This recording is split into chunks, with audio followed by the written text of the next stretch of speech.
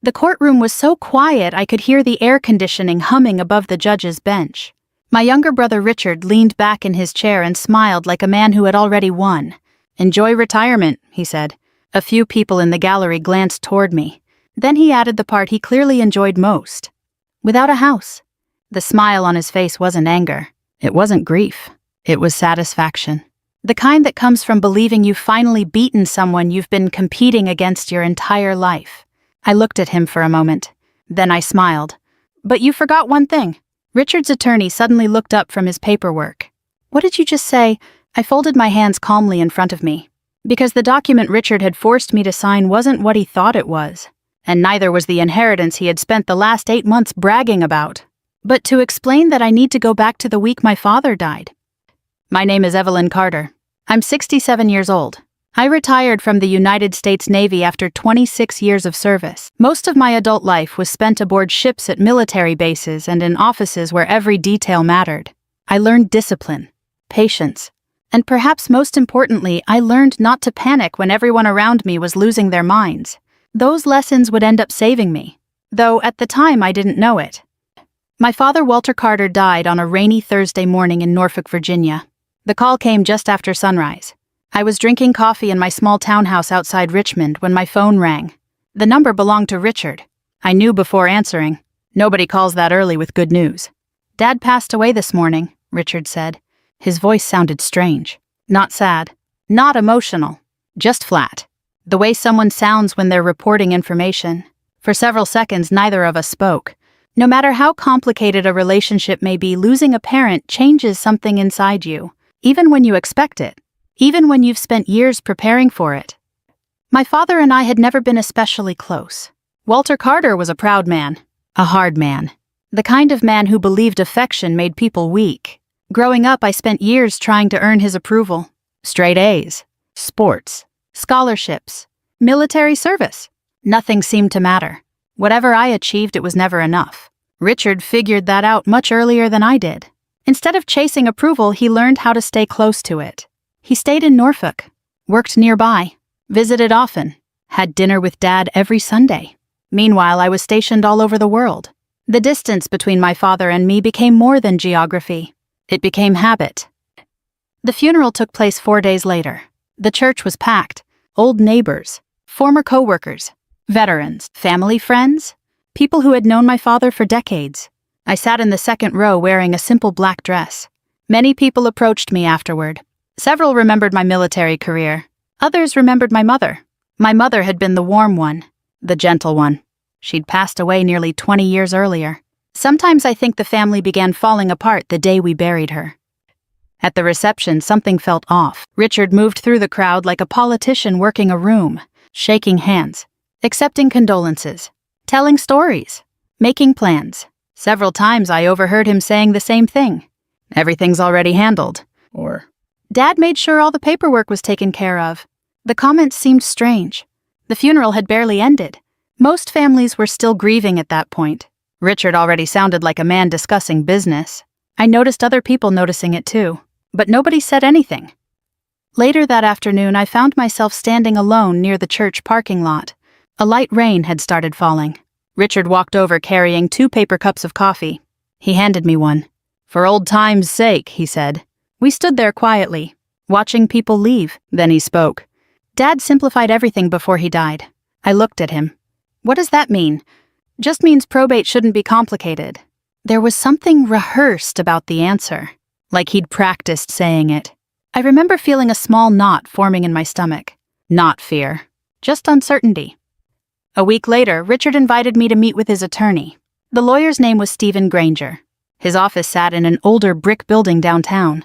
Nothing fancy. The meeting seemed routine, at least at first. Stephen explained that Dad had organized various estate documents before his death. Several forms required signatures from both heirs. According to him, it would help avoid delays. I asked questions. Some, not enough. That's a mistake I'll always own. Grief makes people vulnerable. Even disciplined people. Especially disciplined people. You're tired. Distracted. Emotionally exhausted. You want difficult things finished, not prolonged. The stack of papers was thick. Page after page. Legal language. property descriptions, trust references, transfer agreements. Most of it sounded routine. Richard sat quietly beside me, occasionally nodding, occasionally reassuring me. It's just standard stuff. Looking back, that's the part that bothers me most. Not the deception, the trust. I trusted my brother. Maybe not completely, but enough. And that's all he needed. I signed every page, every signature line, every required initial. Then I drove back home believing everything had been handled properly. For a while, life returned to normal. I worked in my garden, volunteered occasionally at a veterans center, spent time with friends. Months passed. Then one afternoon, an official letter arrived. I opened it at my kitchen table. By the time I finished reading, I felt something cold settle into my chest. According to the estate records, Richard now owned nearly everything. The family house, the lake property, the investment accounts, the rental properties, virtually the entire estate. My inheritance was gone, legally transferred, with my signature attached. I called Richard immediately. He answered on the second ring, almost like he'd been expecting it. "You finally got the paperwork?" he asked. I stared out my kitchen window. "You tricked me." There was a pause, then a sigh. "No, Evelyn. You signed willingly. You knew what you were signing." "We both know that's not true." Another pause. Then his voice hardened. "Dad wanted me handling things." The statement landed harder than I expected. Not because I believed it, because I had spent my entire childhood hearing versions of it. Richard was trusted. Richard was dependable. Richard stayed. Richard mattered. That night I barely slept. Anger came and went in waves. So did embarrassment. At 67 years old, after decades in the Navy, I'd been outmaneuvered by my own brother. At least that's what I believed. The next morning, several friends urged me to hire a lawyer immediately. Some wanted me to sue. Others wanted me to go public. I listened, then declined. Not because I accepted defeat, because something felt wrong. The situation seemed too neat, too perfect. Real life rarely works that way. Years in military service had taught me something important. When the picture looks too clean, you're probably missing part of it. So instead of reacting, I requested copies of every document I had signed. Every page, every attachment, every exhibit. The package arrived 2 weeks later. I spread the papers across my dining room table. For hours I read, slowly, carefully, line by line. Near midnight, I reached a section buried deep within one transfer agreement. A paragraph most people would skip. A paragraph Richard clearly never expected me to notice. I stopped reading. Then I read it again. And this time I smiled. I sat at my dining room table until nearly 2 in the morning. The house was completely silent except for the ticking of an old wall clock my mother had bought sometime in the 1980s. The transfer agreement lay open beneath a reading lamp. Most people would have missed the paragraph. Truthfully, I almost missed it myself. The clause was buried in dense legal language halfway through a section referencing an old family trust. One sentence caught my attention, then another, then another. The wording wasn't dramatic. There were no flashing warning signs, no giant legal trap hiding in plain sight. Just a simple statement indicating that any beneficiary receiving transferred assets would also assume all obligations, liabilities, guarantees, encumbrances, and financial responsibilities attached to those assets. I leaned back slowly. Something about that language felt familiar. Very familiar. For several minutes I stared at the ceiling. Then I suddenly remembered a conversation from nearly 12 years earlier. My father had invited me to lunch during one of my visits home. We'd met at a seafood restaurant near the waterfront. It wasn't a particularly pleasant lunch. Most conversations with Walter Carter weren't. But near the end of the meal he'd complained about money. That alone had surprised me. My father rarely admitted weakness, especially financial weakness. He'd mentioned a failed business investment, something involving commercial property development. At the time I hadn't paid much attention. The details seemed boring. What I remembered now was his frustration, and one specific phrase. I had to put everything up as collateral. Everything. The memory kept bothering me. The next morning I pulled out an old notebook where I occasionally wrote down family information. There it was, a short entry from 12 years ago. Dad upset, commercial property loan, lake property collateral, possible refinancing. Nothing else, just those few notes. But they were enough to make me curious. And curiosity has always been dangerous for people who prefer comfortable lies. Over the next several weeks, I began investigating. Not obsessively, methodically. The same way I'd approached military audits for years. One document at a time, one fact at a time. No assumptions, no emotional conclusions, just evidence. I visited the county records office, spoke with clerks, requested filings, reviewed public records. Most employees were friendly once they realized I wasn't looking for gossip. I was looking for paperwork. Paperwork tells the truth when people won't. The deeper I dug, the stranger things became. My father had indeed secured multiple loans over the years. Some were normal, others were not. Several appeared connected to business ventures that had quietly failed. Properties had been pledged as collateral. Assets had been leveraged. Guarantees had been signed. Some obligations had been refinanced repeatedly rather than fully paid. The numbers weren't catastrophic, but they certainly weren't insignificant. And they definitely weren't reflected in Richard's celebration. Meanwhile, Richard seemed to be enjoying life. Mutual friends occasionally mentioned seeing him around town. He had started driving a new luxury SUV. He was talking about renovating the lake house. One acquaintance told me Richard had described himself as the sole caretaker of the family legacy. That phrase actually made me laugh. Not because it was funny, because it sounded exactly like something my father would have said. One afternoon, my longtime friend Martha stopped by with a casserole. People my age still bring casseroles when life gets complicated. It's one of the things I love about our generation. Martha sat at my kitchen table while I organized paperwork. She watched me sorting folders. "You're not suing him?" I shook my head. "Not yet," she frowned. "Evelyn, he stole your inheritance." I smiled. "Maybe." "What does that mean?" "It means I don't have all the facts yet." Martha looked at the mountain of documents. "Looks like enough facts to me." "Not even close." Military service teaches patience. Television dramas make people believe justice arrives quickly. Real life rarely works that way. Real life moves through records offices, bank statements, property filings, tax documents, boring details. Most major mistakes happen because people stop paying attention to boring details. Richard's mistake, I suspected, lived somewhere inside those details. I just hadn't found it yet. Then I found something interesting. A name. An accounting firm my father had used years earlier. The firm no longer existed, but after several phone calls, I located a retired accountant named Charles Benson. He agreed to meet me for coffee. Charles was 78 years old, sharp as a razor. The moment I mentioned Walter Carter, he sighed. "There's a name I haven't heard in years." I showed him several public documents.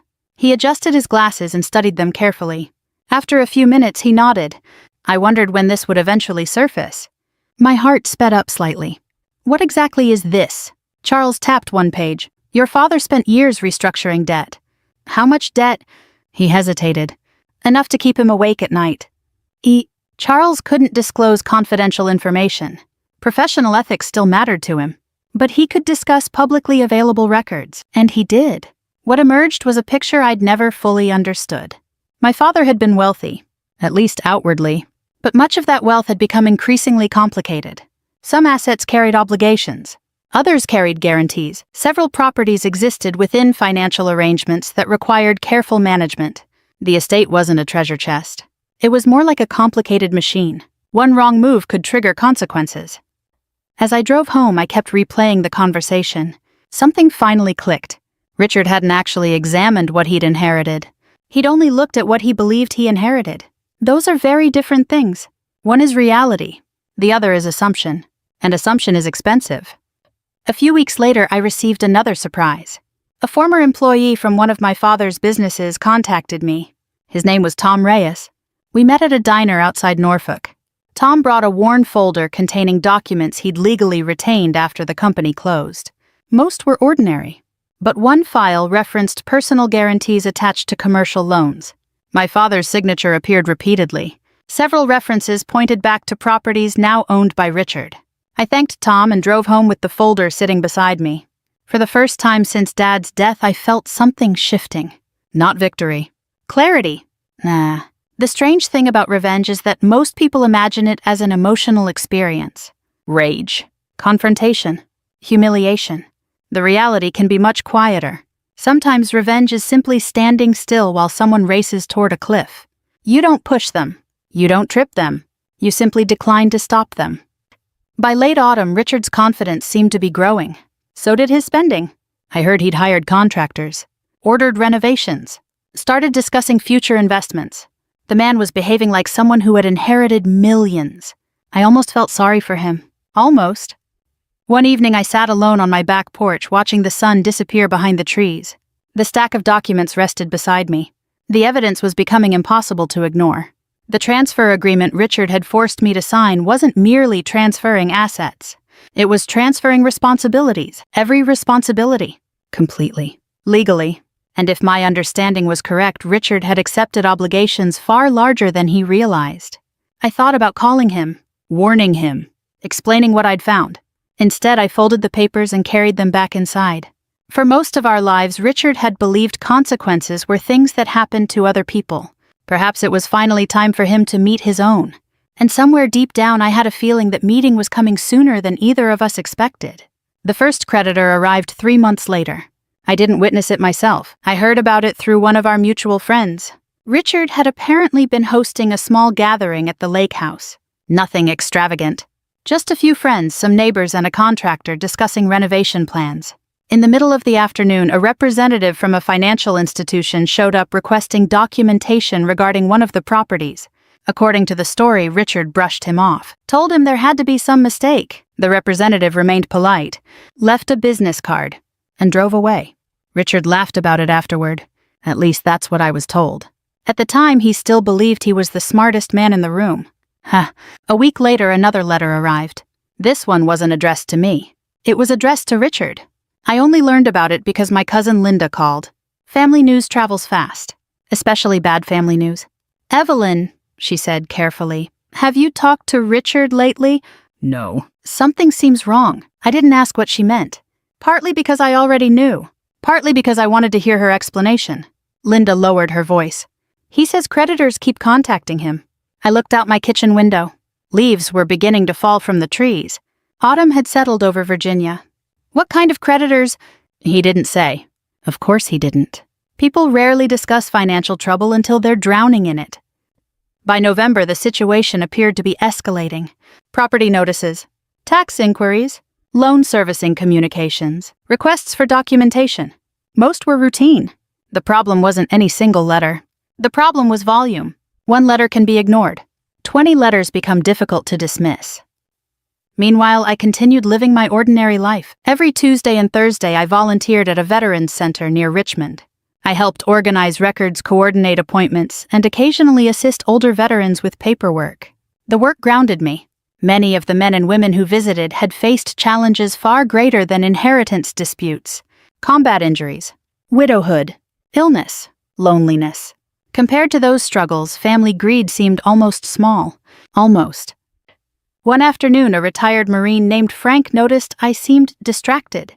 Frank was 82 years old, the type of man who could spot trouble from 100 yards away. "Something bothering you, Commander?" I smiled. Most veterans never stop using military titles. "Family issue." He nodded knowingly. "The worst kind." That made me laugh.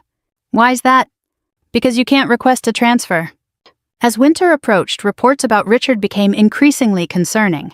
The renovations at the lake house suddenly stopped. Contractors weren't returning. Several planned purchases disappeared. The luxury SUV remained, but many of the grand plans quietly vanished. I suspected reality was beginning to arrive. Reality rarely knocks. It simply walks in and sits down. Then came the phone call. The first one from Richard since our argument months earlier. It happened on a cold December evening. I was reading a book when my phone rang. His name appeared on the screen. For several seconds, I considered letting it go to voicemail. Instead, I answered, "Hello." There was a long silence, then his voice. "Evelyn." He sounded different. Less confident. Less polished. Older somehow. "What's going on?" I asked. Another pause. "I have a question." I waited. "Did Dad ever mention business loans to you?" The question almost made me smile. Almost. "Years ago." "What did he say?" "Not much." Silence again. Then, "Nothing." The call ended less than a minute later, but it told me everything I needed to know. The house of cards had begun to shake. Over the next several weeks, I received occasional updates through friends and relatives. Richard was meeting with accountants. Richard was consulting attorneys. Richard was requesting financial records. Richard was becoming increasingly frustrated. One story in particular stood out. Apparently, he'd confronted Stephen Granger, the attorney who handled the estate paperwork. The conversation had not gone well. Richard demanded explanations. Stephen insisted the documents were valid. Richard accused him of negligence. Stephen reportedly replied with a sentence that would later become important. "You signed exactly what you wanted signed." That sentence haunted Richard, because it was true. Around Christmas I visited my mother's grave. It was something I did every year. The cemetery sat on a quiet hillside overlooking part of Norfolk. Cold wind moved through the bare trees. I stood there holding a small arrangement of winter flowers. For a while I simply talked, not out loud, just internally, the way people often speak to loved ones who are gone. I found myself thinking about my parents, their marriage, their mistakes, their strengths, their failures. For the first time I wondered whether my father had fully understood the mess he was leaving behind. Perhaps he did. Perhaps he didn't. The dead rarely answer questions. January brought new developments. Public records revealed additional obligations attached to several properties. Nothing illegal, nothing fraudulent, just expensive, very expensive. The kind of obligations that transform an apparent fortune into a burden. One afternoon I spread everything across my dining room table once again. Loan references, property filings, guarantees, tax obligations, trust provisions, transfer agreements. I reviewed them carefully. By now the pattern was obvious. Richard had inherited every asset, and every responsibility attached to those assets. The two were inseparable. The agreement made that crystal clear. The irony wasn't lost on me. If Richard had divided the inheritance fairly, both of us might have shared the burden. Instead, greed had concentrated everything in one place. The benefits, the risks, the obligations, all of it. He had wanted the entire pie. Now he owned the entire bakery, including its debts. By February, rumors were spreading throughout Norfolk. People who once praised Richard's business instincts had become quieter. The admiration was fading. Questions were replacing compliments. Nobody likes discussing financial trouble publicly, especially people who spent years bragging about success. Then another surprise arrived. A certified letter. This one addressed to me. Inside was a formal notice regarding the final probate hearing. The remaining estate matters would soon be resolved in court. Attendance was required. I read the notice twice, then a third time. The hearing date was 6 weeks away. That evening I called my attorney. Unlike Richard, I had eventually hired one. Not for revenge, for protection. His name was Michael Harris, a practical man with decades of experience. After reviewing the hearing notice, he asked a simple question. "Are you prepared?" I looked at the folders stacked neatly beside my desk. Every document, every record, every piece of evidence. "Yes. You sound very certain." "I am." Michael chuckled softly. "I've noticed something about you, Evelyn." "What's that?" "You never sound this calm unless you're holding stronger cards than everyone else." After we hung up, I sat quietly for several minutes. The hearing was approaching. The moment Richard had been working toward for nearly a year. The moment he believed would permanently secure his victory. The strange part was that I no longer felt angry. Disappointed, yes. Hurt, certainly. But anger had faded. In its place was something simpler. Acceptance. The facts were the facts. The documents were the documents. Soon everyone would see them.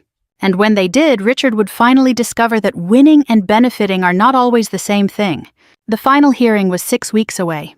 And for the first time since my father died, I believed the truth was about to catch up with all of us. The morning of the hearing arrived cold and gray. Virginia winters have a way of making everything feel quieter. The roads, the trees, even people. I left my townhouse before sunrise and drove toward Norfolk with a thermos of coffee sitting beside me. The courthouse was familiar, not because I spent time in courtrooms, but because government buildings tend to look remarkably similar. Plain, practical, unimpressed by human drama. As I parked my car, I sat for a moment staring through the windshield. Nearly a year had passed since my father's death. A year of paperwork, a year of discoveries, a year of watching assumptions slowly collide with reality. And now everything was about to come together. Inside the courthouse, attorneys moved through hallways carrying files.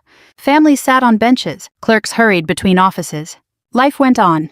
No one seemed particularly interested in the Carter family dispute, which was oddly comforting. To us it felt enormous. To the world it was simply another case. I found my attorney Michael Harris near the courtroom entrance. He greeted me with a nod. "You sleep last night?" "A little." He smiled. That's more than most people get before hearings. I looked toward the closed courtroom doors. How do you think this goes? Michael adjusted his glasses. The same way facts usually go. That was one reason I liked him. He wasn't dramatic. A few minutes later, Richard arrived. I barely recognized him. Not physically. Emotionally. The confidence he'd worn for months was cracked. Still present, but cracked. He looked tired. His suit was expensive. His expression wasn't. Stephen Granger, his attorney, walked beside him carrying several folders. Neither man appeared happy. For a brief moment, Richard and I stood facing each other in the hallway. No audience. No judge. No lawyers speaking for us. Just two siblings. The same siblings who used to ride bicycles through Norfolk neighborhoods 50 years earlier. The same siblings who once shared a backyard swing set. The same siblings who somehow ended up here. Richard broke the silence first. You could have warned me. The statement surprised me. I stared at him. Warned you about what? His jaw tightened. You know exactly what? I shook my head. No, Richard. I really don't. Because the truth was simple. I hadn't created his problem. I had discovered it. There is a difference. A very important difference. The courtroom filled gradually. The judge entered. Everyone stood. Then the hearing began. At first, the proceedings felt routine. Procedural matters, estate summaries, legal clarifications, references to documents already filed. Nothing dramatic, nothing emotional. The kind of process that would probably bore most people. But beneath the surface, tension was building. I could feel it. So could Richard. About an hour into the hearing, discussion turned toward the final transfer agreements. The documents Richard had relied upon for nearly a year. The same documents I had signed while grieving. The same documents that had transferred nearly everything to him. Stephen Granger presented his position confidently. Ownership had been transferred. The agreements were valid. The estate distribution was complete. Simple. Clean. Final. At least that was the argument. Oh. Then the judge asked whether there were any remaining concerns. Michael stood. There are, Your Honor. The room became slightly quieter. Michael approached the bench. Calmly. Methodically. The way experienced attorneys often do. No theatrics. No grand speeches. Just facts. He began discussing the trust language, then the transfer provisions, then the obligations attached to transferred assets. Several people started reviewing documents, including the judge, including Stephen Granger, including Richard. Menant. Bound sit. I watched Richard's face carefully. At first he seemed confused, then irritated, then concerned. The progression happened slowly, like storm clouds gathering. Michael directed everyone's attention toward a specific section. The same section I had discovered months earlier at my dining room table. The same paragraph nobody seemed to have examined closely, or perhaps nobody had understood. The language was straightforward. Any beneficiary receiving transferred assets also assumed all associated obligations, liabilities, guarantees, encumbrances, and financial responsibilities. Not some, all. Ta. The judge adjusted his glasses and reread the provision. Then reread it again. Stephen Granger leaned forward. His expression changed. For the first time that morning, uncertainty appeared. Richard looked toward his attorney. What does that mean? Stephen didn't answer immediately, which was answer enough. Additional documents followed.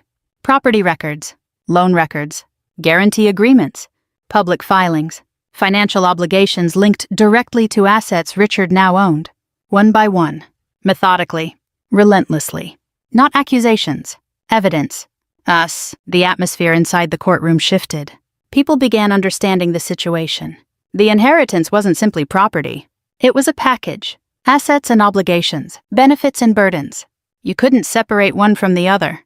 The documents made that clear. Then came the moment I still remember most vividly. The moment that started this story.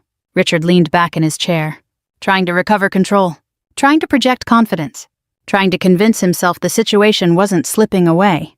He looked directly at me. Enjoy retirement. Several heads turned. Then he delivered the line he'd clearly rehearsed. Without a house.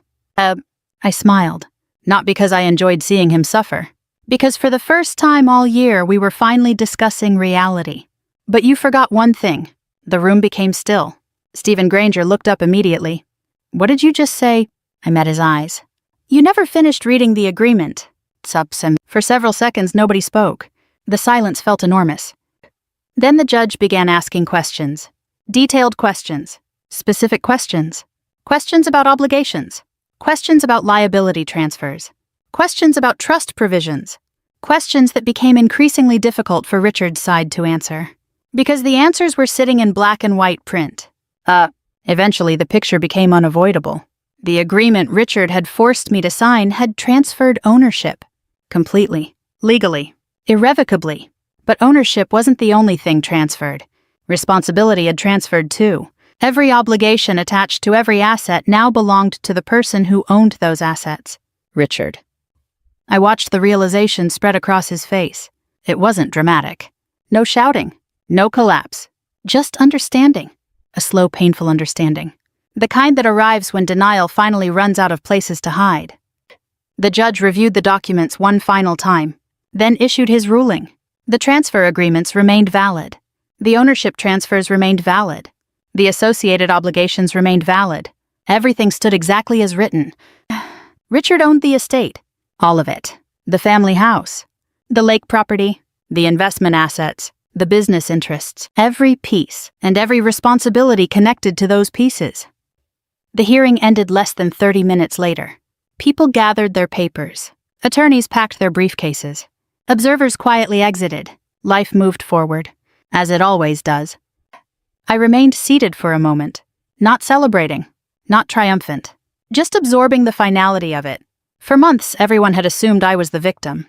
Maybe I was, at first. But somewhere along the way, facts replaced assumptions. And facts have a remarkable way of defending themselves. As I stood to leave, I glanced across the courtroom. Richard remained in his chair, motionless, staring at the documents spread before him. For the first time in nearly a year, he wasn't looking at an inheritance. He was looking at the truth. And the truth was far heavier than the fortune he thought he'd won. People imagine that revenge ends with a dramatic victory, a courtroom ruling, a shocking revelation, a defeated enemy. Then the credits roll. Real life isn't like that. Real life keeps going. Bills still arrive. People still wake up in the morning. And consequences continue unfolding long after everyone else has stopped paying attention. That was exactly what happened after the hearing. The first few weeks were strangely quiet. I returned to Richmond, resumed volunteering at the Veterans Center, worked in my garden, went grocery shopping, paid my utility bills. Life felt almost ordinary again. Meanwhile, Richard was beginning a very different chapter. The obligations tied to the estate didn't disappear because the hearing ended. If anything, they became more real. Loan restructuring discussions intensified. Property evaluations were ordered. Financial reviews expanded. Creditors wanted answers. Banks wanted documentation. Tax authorities wanted compliance. Nobody cared about family drama. They cared about numbers. For months, Richard had viewed the estate as a prize. Now he was learning that ownership carries responsibilities, sometimes enormous responsibilities. And unlike family arguments, financial obligations don't respond to excuses. Around April, I heard the lake property had been listed for sale. The news came through a former neighbor. I wasn't surprised. The maintenance costs alone were significant. Adding the debt obligations made the situation even harder. The property had been in our family for decades. I remembered fishing there with my father when I was 10 years old. I remembered my mother sitting on the dock reading novels. I remembered summer cookouts, birthday parties, family photographs. Soon it would belong to strangers. The thought saddened me more than I expected, not because I wanted the property, because it represented a chapter of life that was ending forever. A few weeks later, another piece of news arrived. The family house was being sold too. That one hit even harder. The old Carter house had been standing for over 50 years. Every important memory seemed connected to it. Christmas mornings, school graduations, arguments, celebrations, ordinary dinners, everything. Now it was becoming another listing on a real estate website. One evening I found myself driving through Norfolk. I hadn't planned it. Sometimes memories simply pull you somewhere. The house stood exactly where it always had. A for sale sign sat near the sidewalk. I parked across the street. For nearly 20 minutes I just sat there, looking, remembering, grieving, not for the building, for time. Time is the one thing nobody inherits, nobody keeps, nobody gets back. By early summer, Richard's social circle seemed to be shrinking. That wasn't unusual. Success attracts people. Struggle reveals them. Many of the friends who celebrated his inheritance weren't around anymore. The invitations slowed. The phone calls became less frequent. The admiration disappeared. Life can be brutally honest that way. Then came another surprise. One afternoon there was a knock at my front door. I opened it. Richard stood there. For a moment neither of us spoke. The last time we'd seen each other was at the hearing. 3 months earlier, he looked older. Not dramatically older, just worn down, like someone who hadn't slept well in a long time. "Can I come in?" he asked. I stepped aside. "Of course." We sat at my kitchen table, the same table where I had discovered the clause that changed everything. The irony wasn't lost on me. For several minutes, Richard stared at his coffee cup, searching for words. Eventually, he found them.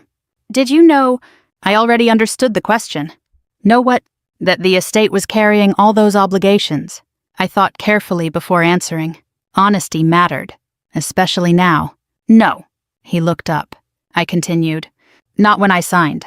That answer seemed to surprise him. Maybe he expected a different response, a triumphant one, a cruel one. Instead, he got the truth. "I thought you planned all of it." I shook my head. "I discovered it afterward." The room became quiet. A clock ticked softly in the background. Outside, birds moved through the trees. Ordinary sounds. Ordinary life. Richard rubbed his face. "You know what's funny?" "What's that?" I spent years believing Dad trusted me more. The statement hung in the air. Painfully honest. Painfully familiar. Neither of us had talked openly about our childhood in decades. Now the memories began surfacing. Slowly. Carefully. Like old photographs being removed from storage. Richard laughed bitterly. Every conversation felt like a competition. I nodded. Because he was right. Our father compared everything. Grades, jobs, achievements, choices. It wasn't always intentional, but it happened constantly. Children notice those things, even when adults think they don't. "I thought if I won enough," Richard said quietly, "eventually I'd feel like I mattered." The word struck me harder than I expected. Because beneath the greed, beneath the deception, beneath the inheritance fight, there was a wounded little boy. The same little boy who spent years trying to earn approval. The same thing I had done. We simply chose different methods. For the first time, I stopped seeing Richard as the man who tricked me. I started seeing him as someone who had spent decades trapped inside the same family story. A different role. The same story. That didn't excuse what he did. Not even close. Understanding isn't the same as forgiveness, and forgiveness isn't the same as forgetting. But understanding changes the shape of anger. It softens some of its edges. We talked for nearly 2 hours. Not about lawsuits. Not about money. Not about court rulings. About our mother. About old vacations. About mistakes. About growing older. About the strange realization that our lives were now closer to the end than the beginning. People over 60 understand that feeling. Time starts looking different, more valuable, more fragile, more honest. So, before leaving, Richard stood near the door. There was something he wanted to say. I could see it. Finally, he managed it. I was wrong. Simple words. Hard words. The kind most people wait too long to say. I nodded. "I know." Mine and after he left, I sat alone for a long time, watching sunlight move across the kitchen floor. Thinking. Reflecting. The revenge I once thought I wanted no longer seemed important. The court case was over. The estate was disappearing. The money was fading. The properties were being sold. In the end, none of it had brought happiness to anyone. Not my father. Not Richard. Not me. What remained was something far more complicated. 2 aging siblings. A lifetime of misunderstandings. And perhaps for the very first time a chance to stop competing. The strange thing was that after everything that happened, that possibility felt more valuable than any inheritance ever could. A year after the final hearing, very little remained of the Carter estate. The lake property had been sold. The family house belonged to another family. Most of the investment assets had been liquidated. The complicated financial obligations that once hid beneath the surface of my father's wealth had consumed much of what people thought was a fortune. If someone had looked only at the final numbers, they probably would have called the entire story a tragedy. Maybe they would have been right. But numbers rarely tell the whole story. By then, I was 68 years old. Retirement had settled into something comfortable. Not exciting. Not glamorous. Just peaceful. And after everything that had happened, peaceful felt like a gift. Every Tuesday and Thursday I still volunteered at the Veterans Center. The work gave structure to my days. Some mornings I helped veterans fill out forms. Other days I simply listened. People carry heavy things as they age, not always physically, sometimes emotionally. Regret, loss, loneliness, memories. Many just need someone willing to sit quietly beside them. One afternoon, a Korean War veteran named Harold shared something that stayed with me. We were organizing records when he suddenly said, "You know, when you're young, you think life is about collecting things." I smiled. "What changed?" He shrugged. "Eventually you realize life is mostly about letting things go." At the time, I simply nodded. Later, driving home, I realized how perfectly those words described my own journey. The inheritance, the anger, the competition, the need to prove something. One by one, I had begun letting them go. Richard and I weren't suddenly best friends. Life doesn't work that way. Television likes dramatic reconciliations. Real life usually offers something quieter, something more believable. We spoke occasionally, had lunch once every month or two, exchanged phone calls. Nothing extraordinary. But the hostility was gone, and that alone felt remarkable. One Saturday afternoon in early autumn, Richard called unexpectedly. "I found something," he said. "What kind of something?" "I think you should see it." A few hours later, he arrived carrying a small wooden box. The box looked old, handmade, the sort of thing people kept on closet shelves for decades. Without saying much, he placed it on my dining room table, the same table that seemed connected to every major turning point in this story. Then he opened the lid. Damn. Inside were photographs, letters, military documents, birthday cards, family keepsakes. The kinds of items that somehow survive long after money disappears. For a moment, neither of us touched anything. We simply looked. Then I noticed a photograph. My mother was standing beside me at my Navy commissioning ceremony. I couldn't have been more than 22. Her smile filled the picture. I'd forgotten that photograph existed. Carefully, I picked it up. Richard found another. The four of us standing at the lake property. Dad looked younger. Mom looked happy. Richard and I looked sunburned. We both laughed. The first genuine laugh we'd shared in years. For hours we sorted through the contents. Each item unlocked another memory. A Christmas card written in my mother's handwriting. A report card from elementary school.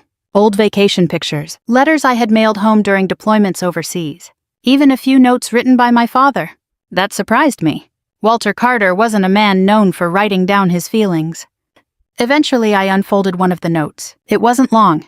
Just a few sentences. Most of it concerned ordinary family matters. But one line stopped me cold. "Take care of each other when I'm gone." I read it twice, then handed it to Richard. He read it silently. Neither of us spoke for several moments. The irony wasn't lost on either of us. Two people who had spent nearly a year fighting over an inheritance. Two people who had nearly destroyed their relationship. And buried inside a forgotten box was a simple request. Take care of each other. The sun began setting outside. Golden light spilled across the room. Neither of us seemed eager to leave, so we carried the box onto the back porch. There we continued sorting through memories while evening slowly settled around us. At one point, Richard held up a photograph of our father. He stared at it for a long time, then quietly said, "I spent most of my life trying to impress him." I looked out across the yard. So did I. The difference was that neither of us needed to do it anymore. That chapter had ended. The competition was over. Not because one of us won. Because there was finally nothing left to win. The inheritance was gone. The properties were gone. The money was mostly gone. But strangely enough, losing those things revealed something important. They had never been the real issue. The real issue had been the weight we carried for decades. Old comparisons. Old resentments. Old wounds. The estate dispute merely exposed them. As darkness settled across the yard, we packed the photographs back into the wooden box. Not carefully. Not ceremonially. Just naturally. Like two siblings finishing an afternoon together. Before leaving, Richard paused at the porch steps. "Keep the box," he said. "You sure?" He nodded. "I think Mom would have wanted you to have it." After he left, I remained outside for a while. The night air was cool. A few stars appeared overhead. Somewhere in the distance, a dog barked. The neighborhood was quiet, peacefully ordinary. I thought about my father, my mother, the court hearing, the documents, the inheritance, everything that had happened, and I realized something.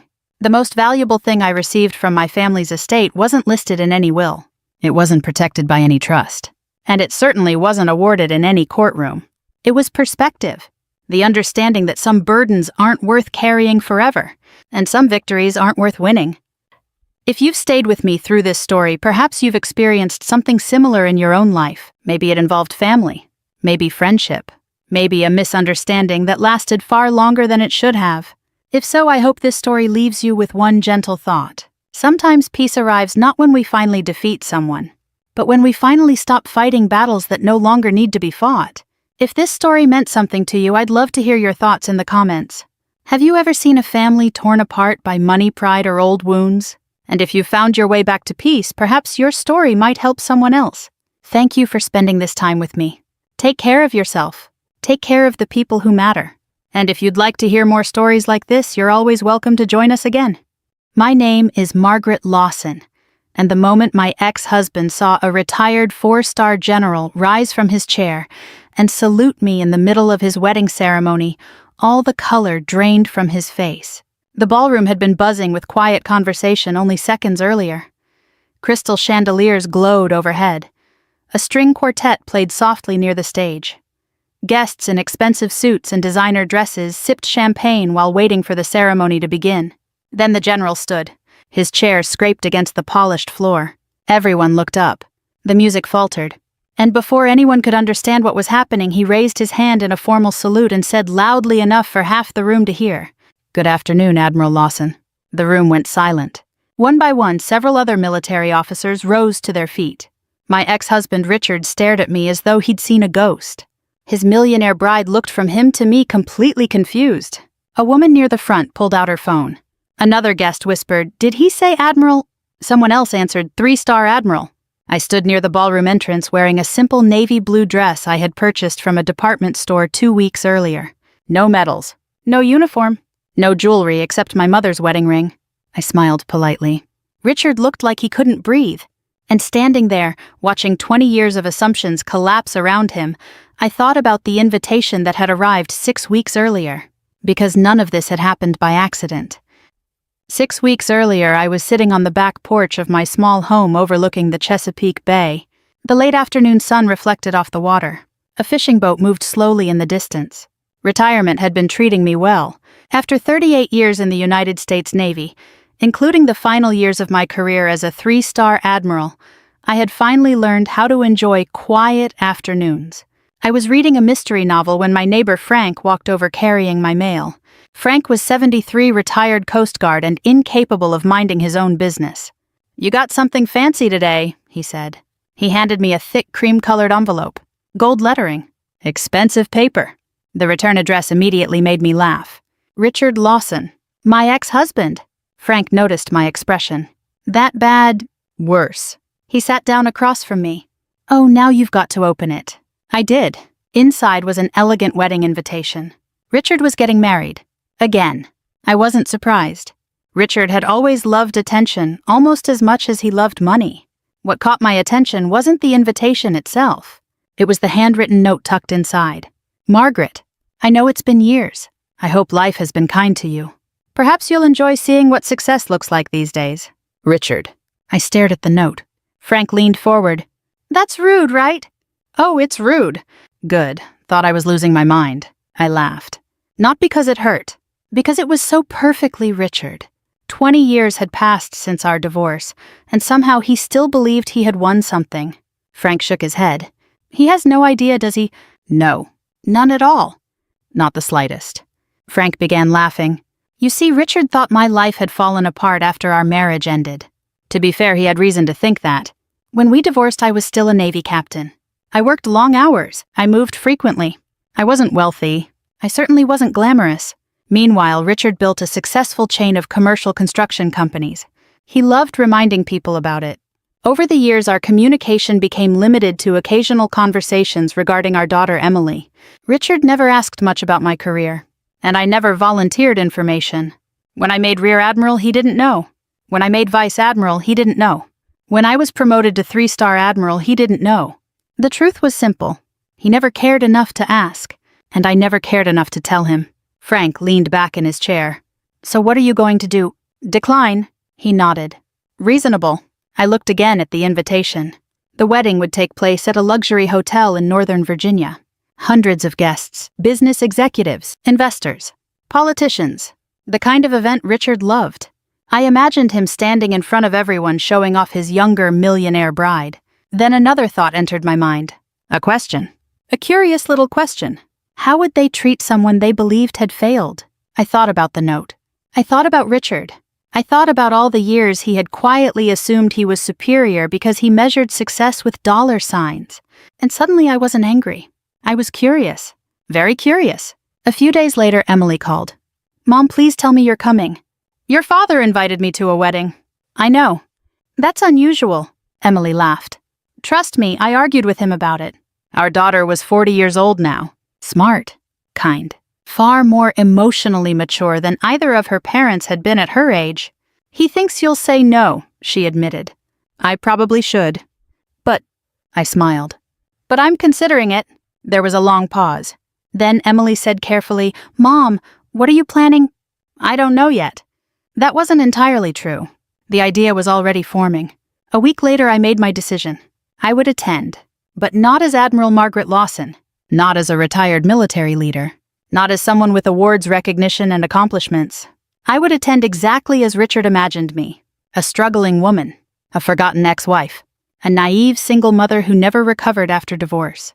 I wanted to see how they treated a person they believed had nothing, not because I wanted revenge. At least that's what I told myself. The truth was more complicated. Sometimes life gives you a rare opportunity to see people's true character. And for the first time in 20 years, Richard had unknowingly handed me that opportunity. So I mailed my RSVP. Yes, I would be attending. And 6 weeks later, I would walk into a ballroom where nobody knew the truth, or so they thought. The week before the wedding, I stood in front of my bedroom mirror and studied my reflection. At 62 years old, I knew exactly how people saw me. Silver hair, a few wrinkles around my eyes, good posture from decades in uniform, calm confidence that years of leadership had quietly built. The problem was that confidence. Confidence gives people away. I wasn't trying to look important. I was trying to look ordinary. The kind of woman people overlook. The kind of woman Richard expected to see. I opened my closet and ignored the tailored jackets, elegant dresses, and formal outfits I'd accumulated during years of military ceremonies and official events. Instead, I selected a simple navy dress from a department store. Nothing wrong with it. Nothing remarkable about it either. The dress was modest, inexpensive, and slightly old-fashioned. Perfect. Then I chose a pair of comfortable shoes. No jewelry except my mother's wedding ring. No designer handbag. No signs of wealth. No signs of status. No clues. When I finished, I looked less like a retired 3-star admiral and more like a retired school secretary attending a distant cousin's wedding. Exactly what I wanted. Mai 29 Satya. The wedding was being held at a luxury hotel outside Washington, D.C., the kind of place where valet attendants parked luxury cars all day, and nobody blinked when a guest arrived, wearing a watch worth more than most people's monthly mortgage payment. I could have arrived very differently. The Navy still occasionally offered transportation for certain events. Several former colleagues had even suggested I let them know if I needed assistance. Instead, I drove myself. My car was a 12-year-old Toyota Camry. Reliable. Practical. Paid for. The same car I'd owned for years. As I pulled into the hotel parking lot, I felt oddly relaxed. Retirement had taught me something important. When you stop caring about impressing people, life becomes much simpler. The valet attendant glanced at my car. His smile was polite, but noticeably less enthusiastic than the greetings he'd offered the guests arriving in luxury vehicles. I noticed, not because it bothered me, because it confirmed something. People often reveal themselves in small moments. I handed him my keys. Thank you. Of course, ma'am. Professional. Respectful. No problem there. Inside the lobby, however, things became more interesting. The hotel looked exactly like the sort of place Richard would choose. Marble floors. Towering flower arrangements. Large crystal chandeliers. Everything expensive. Everything designed to impress. As I walked toward the ballroom area, a young wedding coordinator hurried toward me. She carried a clipboard and wore a headset. Without even asking who I was, she smiled quickly and pointed toward a side hallway. The vendor entrance is down that way. I blinked. The vendor entrance? Yes, ma'am. Catering and service staff are using that hallway. For a moment, I simply stared at her. Then I smiled. Oh, I'm actually a guest. The poor woman turned bright red. "I'm so sorry." "It's fine." And it truly was fine. She wasn't being cruel. She had simply made an assumption. Still, it was interesting. One dress, one handbag, one ordinary-looking woman. And suddenly people placed you into an entirely different category. As I continued walking, I found myself remembering something from my Navy years. One of my mentors had once told me, "People treat uniforms differently than people." At the time, I hadn't fully understood. Now I did. Without rank, without decorations, without visible authority. You learned who people really were. The pre-wedding reception was being held in a large lounge overlooking the hotel gardens. When I entered, conversations filled the room. Laughter, music, the clink of glasses.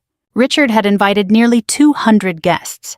Business associates, old friends, neighbors, extended family. A surprising number of people from our past. Several recognized me immediately. I could almost see the thoughts forming behind their eyes. Margaret, Richard's ex-wife. I haven't seen her in years. A few approached. Most didn't. The first was Linda Pearson, a former neighbor. She hugged me warmly. "Margaret, it's been forever." "It has." She stepped back and looked me over. Not maliciously, just curiously. "You look good." "Thank you." Then came the inevitable question. "So what have you been doing these days?" I smiled. "Oh, keeping busy," which was technically true. Linda nodded politely, but I could tell she assumed keeping busy meant volunteer work or retirement hobbies, not leading thousands of military personnel, not advising senior defense officials, not helping oversee major operations. Again, I didn't correct her. A few minutes later, I overheard another conversation. Two women I vaguely remembered from years ago. They clearly didn't realize I could hear them. "That's Margaret." "Really?" "Yes. Poor thing." "What happened to her?" "I don't know, but Richard did very well after the divorce." I almost laughed. Poor thing. The words weren't cruel, just pitying. And somehow that was even more revealing. They had already decided what my life must look like, without evidence, without facts, just assumptions. Oh, about an hour later I spotted Emily. My daughter crossed the room quickly and wrapped me in a hug. "Mom." "Hello, sweetheart." She stepped back and looked at my outfit. Then her eyes narrowed. "Oh no," I smiled innocently. "What? You're doing something." "I have no idea what you're talking about." "Mom." "Emily." She folded her arms. "You deliberately dressed like this." "I dressed comfortably." "You dressed strategically." I laughed. She knew me too well. Maybe a little. Emily shook her head. "I can't believe you're actually going through with this." "Neither can I."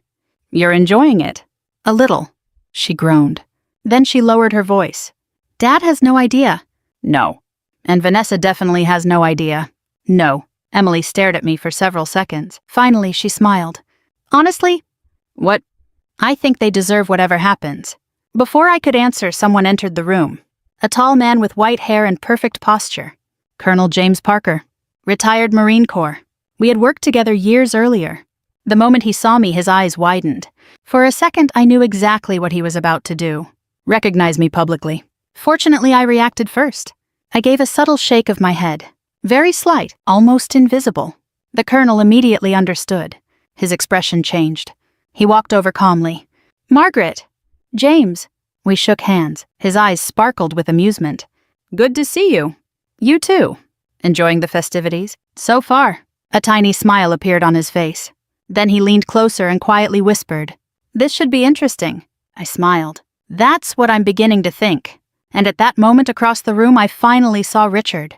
He hadn't noticed me yet. But he would soon. And something told me the evening was only beginning.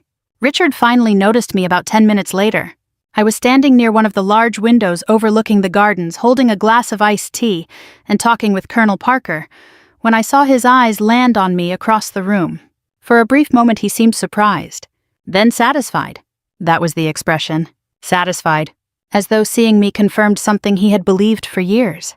He excused himself from a group of guests and started walking toward us. I hadn't stood this close to Richard in nearly 3 years. Age had changed him. His hair was thinner.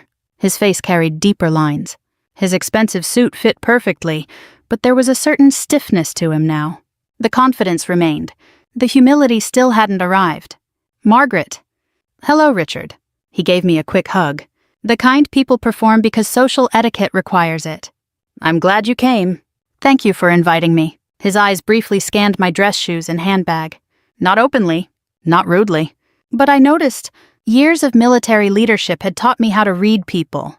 Richard was conducting an assessment, and based on what he saw, he appeared pleased. "You look well." "So do you." He smiled. "I'm doing all right." There it was. The old Richard.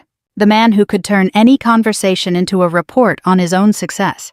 Before I could respond, he gestured toward a woman approaching from across the room. "Margaret, I'd like you to meet Vanessa." The future bride extended her hand. Vanessa Hale looked to be in her late 40s.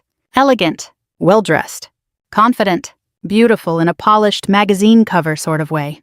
She smiled warmly, at least initially. "It's wonderful to finally meet you." "You too." She squeezed my hand gently. Richard wrapped an arm around her shoulders. "We're very excited. I can see that." Vanessa glanced at my dress, then my handbag, then back to my face. The look lasted only a second. Most people probably wouldn't have noticed. I did. Years of negotiations, briefings, and command responsibilities had made me very observant. Vanessa had just reached a conclusion about me, and it wasn't flattering.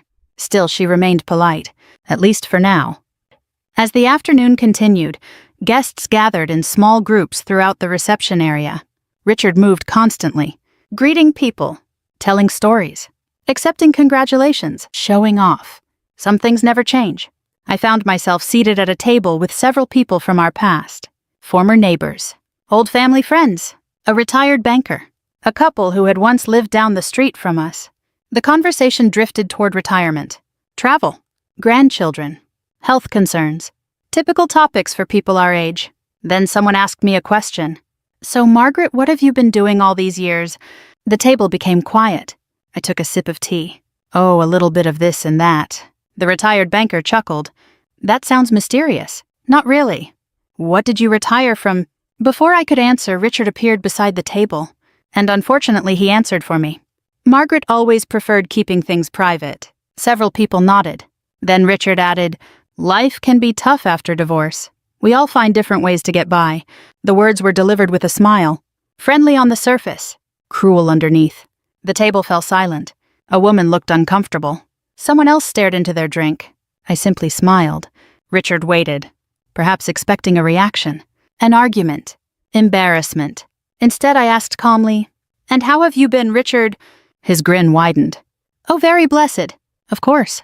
That answer led directly into 10 minutes of discussion about his business success. Commercial properties, investments, expansion projects, revenue numbers. Everything a person shares when they desperately need others to admire them. The strange thing was that I didn't feel angry. Not anymore. I mostly felt sad. Because I realized something. Richard wasn't trying to impress me. He was still trying to convince himself. An hour later, guests began moving toward another reception area where appetizers were being served. I found myself standing near a display of flowers when Vanessa approached. She held a champagne glass and wore a sympathetic smile. The kind of smile wealthy people sometimes offer when they believe they're being generous. "Margaret." "Yes, I just wanted to say something." I waited. She lowered her voice. "I know these events can sometimes be difficult." "Difficult?" "Seeing your former spouse move on." I almost laughed. Not because it was funny, because she genuinely believed she was comforting me. "I appreciate your concern." She nodded. Then came the line. "If things are ever difficult financially, don't be embarrassed to ask for help." There it was. The assumption laid bare. Not hidden. Not implied. Direct. I studied her face. There was no malice there. Only arrogance. The kind arrogance often creates. She honestly thought she was being kind, which somehow made it even more fascinating. "That's very generous," I said. She smiled. "We all need help sometimes." Then she walked away. I watched her go. Not offended. Not hurt. Simply amazed by how quickly people construct stories about strangers. Later that evening, I stepped outside onto a terrace overlooking the hotel grounds. The sun was beginning to set. The air felt cooler. For the first time all day, I was alone. Or so I thought. The door opened behind me. Emily stepped outside. She carried 2 cups of coffee. One for herself. One for me. "I thought you might need this." "Thank you." We sat together. For a few minutes, neither of us spoke. Finally, Emily sighed.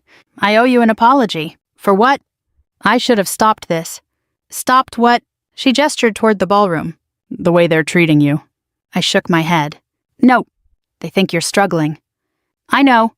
They pity you. I know. She looked frustrated. Doesn't that bother you? I thought carefully before answering. A long time ago it would have. And now I know who I am. Emily stared at me. Then she smiled softly. That's probably why you're handling this better than I am. I laughed. Age helps. Mom? Yes. You know Dad invited you because he wanted to prove something. I know. He wants everyone to believe he won. I looked out across the gardens. The setting sun painted everything gold. After a long pause, I said, The funny thing is, Emily, marriage isn't something you win. She nodded slowly. No, it isn't. When we returned inside, the atmosphere had changed slightly. More guests had arrived. More conversations filled the room. And near the entrance, I noticed something unexpected. 3 additional retired military officers had entered the reception. Men I recognized immediately. Men who recognized me. One of them froze when he saw me. Another smiled. A third looked dangerously close to announcing my entire career to the room. Again, I gave the smallest shake of my head. Please don't. Not yet. Thankfully, they understood. But I could tell something important. The number of people who knew the truth was growing. And sooner or later, keeping that truth hidden was going to become impossible. Meanwhile, Richard continued moving through the crowd, proudly displaying the life he had built. Completely unaware that the foundation beneath his assumptions was already beginning to crack. By the following morning, I had almost convinced myself that I knew exactly how the day would unfold. I was wrong. The wedding ceremony was scheduled for early afternoon. Guests spent the morning gathering in hotel lounges, visiting with old friends, and enjoying a lavish brunch arranged by Richard and Vanessa. I arrived quietly dressed much the same as the day before. Simple dress, simple shoes, no indication whatsoever that I had spent nearly 4 decades serving my country. As I entered the dining room, I immediately noticed something unusual. Several military officers were already present. Not 1 or 2. Several. That wasn't entirely surprising. Washington, D.C. and Northern Virginia are full of military personnel, both active and retired. Still, I recognized some of them. And they recognized me. One retired admiral nearly spilled his coffee when he spotted me.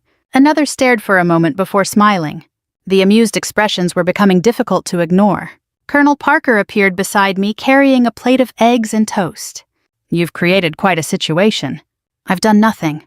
He laughed. That's exactly the problem. I looked around the room. What do you mean? Margaret, every retired officer in this hotel is currently trying to figure out why a 3-star admiral is pretending to be invisible. I smiled.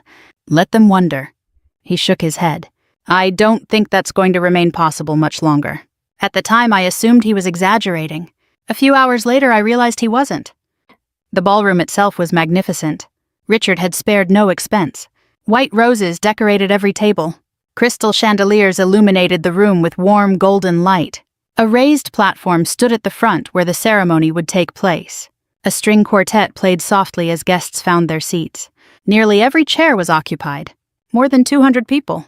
Business executives, investors, political donors, friends, family, neighbors, people from every chapter of Richard's life. As I entered through a side door, several guests glanced my way, then quickly looked elsewhere. I was exactly who they expected me to be. The forgotten ex-wife. The struggling woman. The cautionary tale. I took a seat near the middle of the ballroom. Not too close. Not too far. A perfect place to observe. For a few minutes, everything proceeded normally. Guests chatted. Servers moved quietly between tables. The musicians continued playing. Then the first surprise arrived. A retired 4-star general entered the ballroom. General Thomas Whitaker. 70 years old. Respected throughout the military community. The moment I saw him, I nearly laughed. We had worked together years earlier during a major joint operations initiative. He was a good man. And unfortunately, he possessed absolutely no talent for subtlety. Several guests immediately noticed him. Whispers spread. Is that a general? I think so. Why is he here? Richard noticed as well. His expression brightened. I could almost see the assumption forming. Important people were attending his wedding. Exactly the sort of thing he enjoyed. The general took a seat near the front. A few minutes later, another retired senior officer entered. Then another. Then another. The ballroom became increasingly curious. Guests whispered among themselves. Richard looked positively delighted. Vanessa appeared equally pleased. Neither understood what was happening. Neither realized every one of those officers knew exactly who I was. The ceremony was scheduled to begin at 1 o'clock. At 12:58, I stepped into the hallway to make a brief phone call. When I returned 2 minutes later, everything changed. I pushed open the ballroom door. The quartet continued playing. Guests remained seated. Conversations filled the room. For one brief second, nothing seemed unusual. Then General Whitaker looked up. Our eyes met, and I knew immediately. Oh no, he forgot the plan. The general rose to his feet. Not slowly, not casually, immediately. The scraping sound of his chair echoed through the ballroom. Dozens of people turned toward him. The musicians hesitated. Conversation stopped. And before I could stop him, General Whitaker raised his hand in a formal salute. Good afternoon, Admiral Lawson. Silence. Absolute silence. Every sound in the room disappeared. I stood frozen near the entrance. The general maintained his salute. Then another officer stood. And another. And another. Within seconds, several retired military leaders were standing. Every one of them looking directly at me. Every one of them acknowledging my rank, my identity, my service. The truth. The ballroom seemed to stop breathing. I lowered my head slightly and returned the greeting. Good afternoon, General. The words had barely left my mouth before whispers exploded throughout the room. Admiral, what did he say? 3-star Admiral. No way. It can't be. Across the ballroom, Richard looked utterly confused. Vanessa stared at me, then at the general, then back at me. For the first time all weekend, neither of them appeared confident. The next 30 seconds felt surreal. One retired Navy officer approached. Congratulations again on your promotion, Admiral. Another smiled warmly. It's an honor to see you, ma'am. A third extended his hand. Thank you for your service. Guests began pulling out their phones, searching, typing, verifying. I watched the realization spread across the room like a wave. First confusion, then disbelief, then shock. One woman gasped loudly. A man near the front muttered, "My God." Another guest held up his phone. On the screen was an official photograph from my promotion ceremony. Uniform, stars, medals, everything. The image circulated rapidly. People passed phones back and forth. Whispers became conversations. Conversations became astonishment. The struggling ex-wife had suddenly transformed into one of the highest-ranking women in the United States Navy. Then I looked at Richard. I'll never forget that moment. Not because I hated him, not because I enjoyed seeing him embarrassed, but because I saw genuine confusion. His entire understanding of reality had just shattered. For 20 years he had believed a story. Margaret needed him. Margaret struggled without him. Margaret never achieved much after the divorce. Now that story was collapsing in real time, and he had no idea what to do with the truth standing in front of him. Vanessa looked even more stunned. Her face had turned pale. The woman who offered me financial help the previous day now appeared unable to form a complete sentence. Around them, guests continued discovering details. Articles, photographs, military awards, promotion announcements, official biographies. Evidence everywhere. Evidence Richard had never bothered to seek, because he had already decided who I was, and now the ballroom was discovering something neither he nor Vanessa expected. The woman they pitied wasn't sitting at the bottom looking up. She had spent years quietly standing at the top without ever needing anyone's approval. The strangest thing about public humiliation is that it often says more about the person experiencing it than the person causing it. I never intended to embarrass Richard. That was the truth. I hadn't walked into the ballroom hoping for revenge. I hadn't arranged for General Whitaker to salute me. I certainly hadn't planned for half the room to discover my military career within 30 seconds.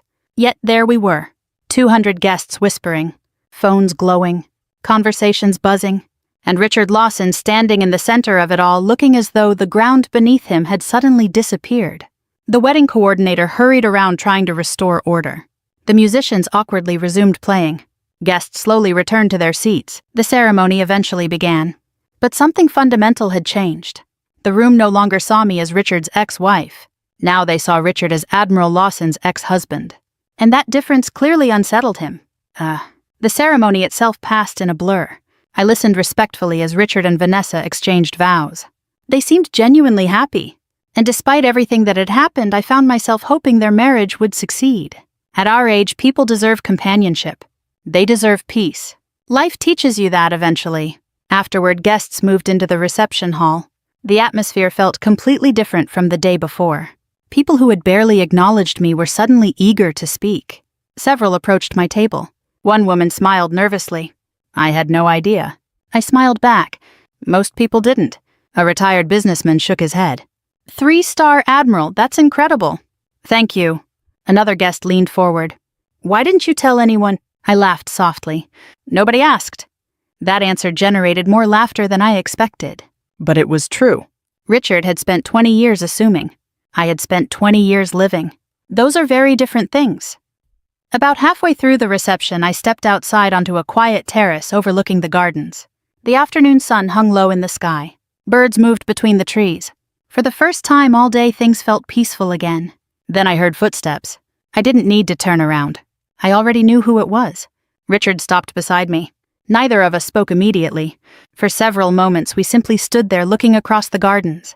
Finally, he sighed. I don't know where to begin. I nodded. That's understandable. He looked older than he had the day before. Not physically. Emotionally.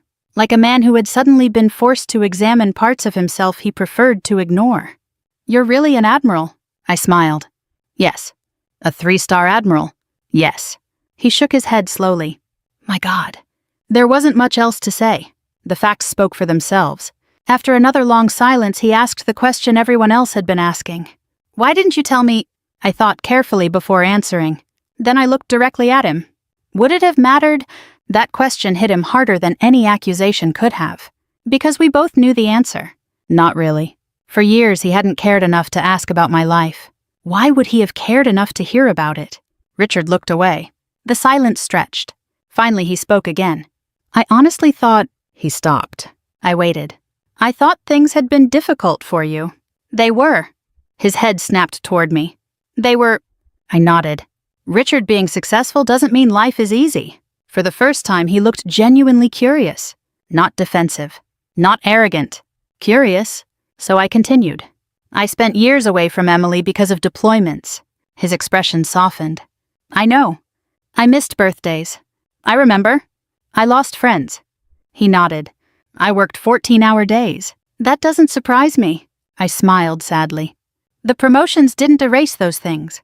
For a moment, neither of us spoke. Then Richard said something unexpected. I never thought about any of that. No, I should have. Probably. He laughed quietly. A painful laugh.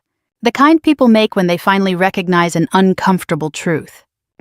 Several minutes later, he asked another question. One that mattered far more. Were you trying to make me look foolish?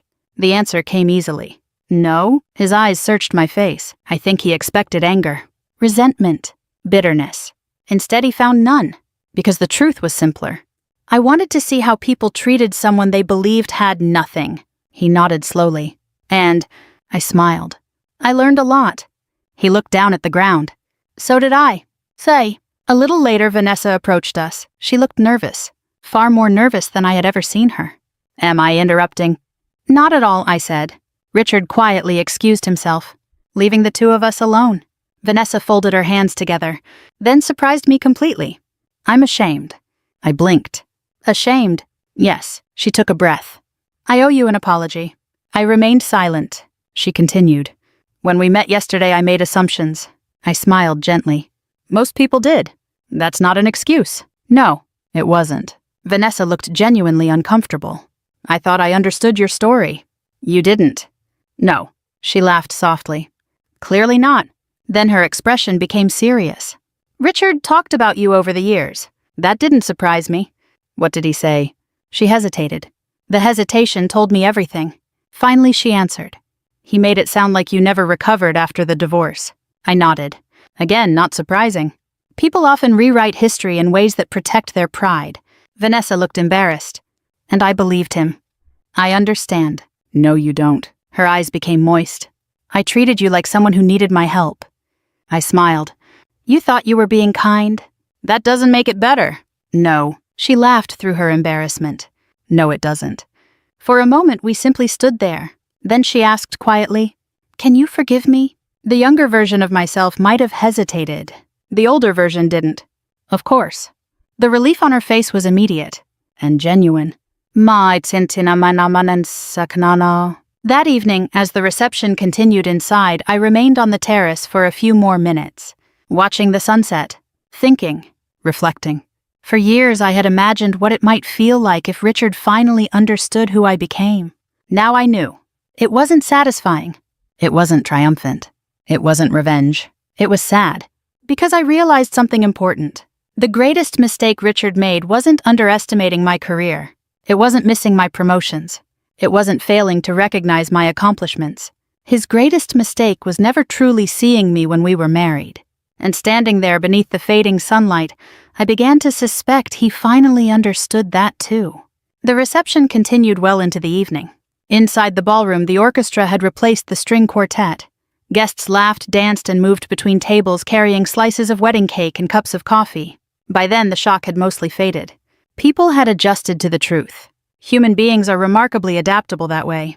Something can completely overturn their understanding of a situation, and after a few hours it simply becomes the new reality. I was no longer the struggling ex-wife. I was no longer the mystery guest. I was simply Margaret again. And strangely enough, that was exactly what I wanted. Not Admiral. Not Vice Admiral. Not former commander. Just Margaret. A mother. A grandmother. A woman who had lived long enough to understand what actually matters. As the evening progressed, I noticed something interesting. The people who approached me now were very different from the people who had approached me the day before. Yesterday, many conversations centered on assumptions. Today, they centered on curiosity. Several guests asked about military life. Others wanted to know what it was like leading large organizations. One elderly gentleman spoke with me for nearly 20 minutes about his service during Vietnam. Another shared stories about his son serving overseas. The conversations felt genuine. Human. And for the first time all weekend, I stopped feeling like an observer. I felt like a participant. Emily eventually found me near the dance floor. Her eyes sparkled. "You look happier." "I am," she smiled. "You know this weekend could have gone very differently." "It certainly could have." She glanced across the ballroom. Richard was speaking with a group of guests. For once, he wasn't dominating the conversation. He was listening. Actually listening. Emily noticed it too. "He's different." "A little." "You think it'll last?" I considered the question carefully. "I don't know." Then I smiled. "But people can surprise you."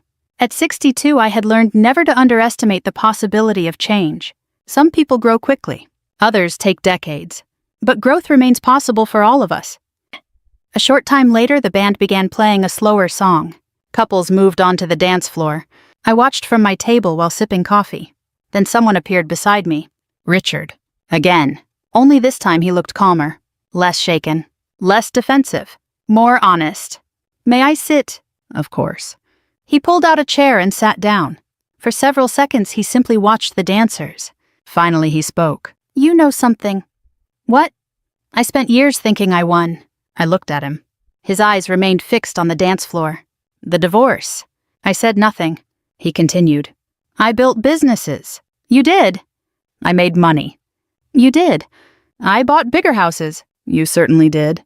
That earned a small laugh. Then his smile faded. And somehow I convinced myself that meant I won. The sadness in his voice surprised me. Not because I lacked sympathy. Because it sounded genuine. Richard wasn't performing. He wasn't seeking attention. For perhaps the first time since I'd met him 40 years earlier, he was being completely honest. Then he said something I never expected to hear. I was wrong. The words hung in the air. Simple. Direct. Powerful. I didn't rush to answer. Some moments deserve silence. Eventually he looked at me. "I should have respected you more." I nodded. "Yes." "I should have acknowledged everything you sacrificed." "Yes." "I should have told Emily how proud she should be of you." My throat tightened unexpectedly. Not because of the apology itself. Because of who he mentioned. Emily, our daughter. The person who mattered most. Richard looked down at his hands. I failed there. I could see how difficult those words were for him.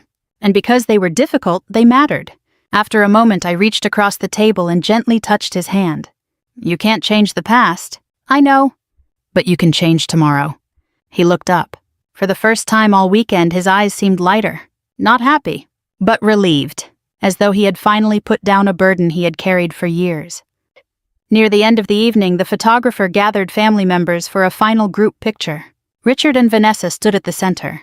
Emily joined them. Then someone waved me over. Margaret, get in here. I laughed. Before long, we were all standing together. The photographer adjusted his camera. Everyone smile. The flash went off. And for one brief second, the complicated history between us disappeared. No winners. No losers. No ex-husbands. No ex-wives. Just family. Imperfect family. But family nonetheless. 3 weeks later, Emily invited all of us to attend her daughter Sophie's elementary school awards ceremony. It was held in a small school gymnasium. Metal folding chairs. Homemade decorations. Proud parents and grandparents. Nothing glamorous. Nothing expensive. The kind of event that reminds you what real life looks like. Richard sat beside me. Vanessa sat on his other side. We chatted politely. Comfortably. No tension. No competition. When Sophie received her award, she practically bounced across the stage with excitement. Afterward, she ran straight toward us. "Grandma!" I opened my arms and hugged her. She grinned. Then she asked the question children always seem to ask. "Grandma, what's the best thing about being an admiral?" The adults around us smiled, waiting. I thought for a moment. Then I answered honestly. "The best thing," she nodded eagerly. "The best thing is learning who you are." She looked confused. I laughed. "People will always tell you who they think you should be." She listened carefully. "But real strength comes from knowing who you are even when nobody else sees it." Sophie considered that. Then she smiled. "I think that's a good answer." "I do too." As I drove home that evening, I thought about everything that had happened. The invitation. The assumptions. The wedding. The revelation. The apologies. The healing. For years, I believed success would be measured by promotions, achievements, and rank. Those things mattered. Of course they did. But they weren't the most important things. The most important victory was something much quieter. Peace. The ability to let go of old wounds. The ability to forgive without forgetting. The ability to move forward without bitterness. That was the real victory. Not becoming an admiral. Becoming someone who no longer needed to prove anything. And if you've ever been underestimated, overlooked, or judged by appearances, I hope this story reminds you of something important. Your value does not come from what others think of you. It comes from who you are when nobody is watching.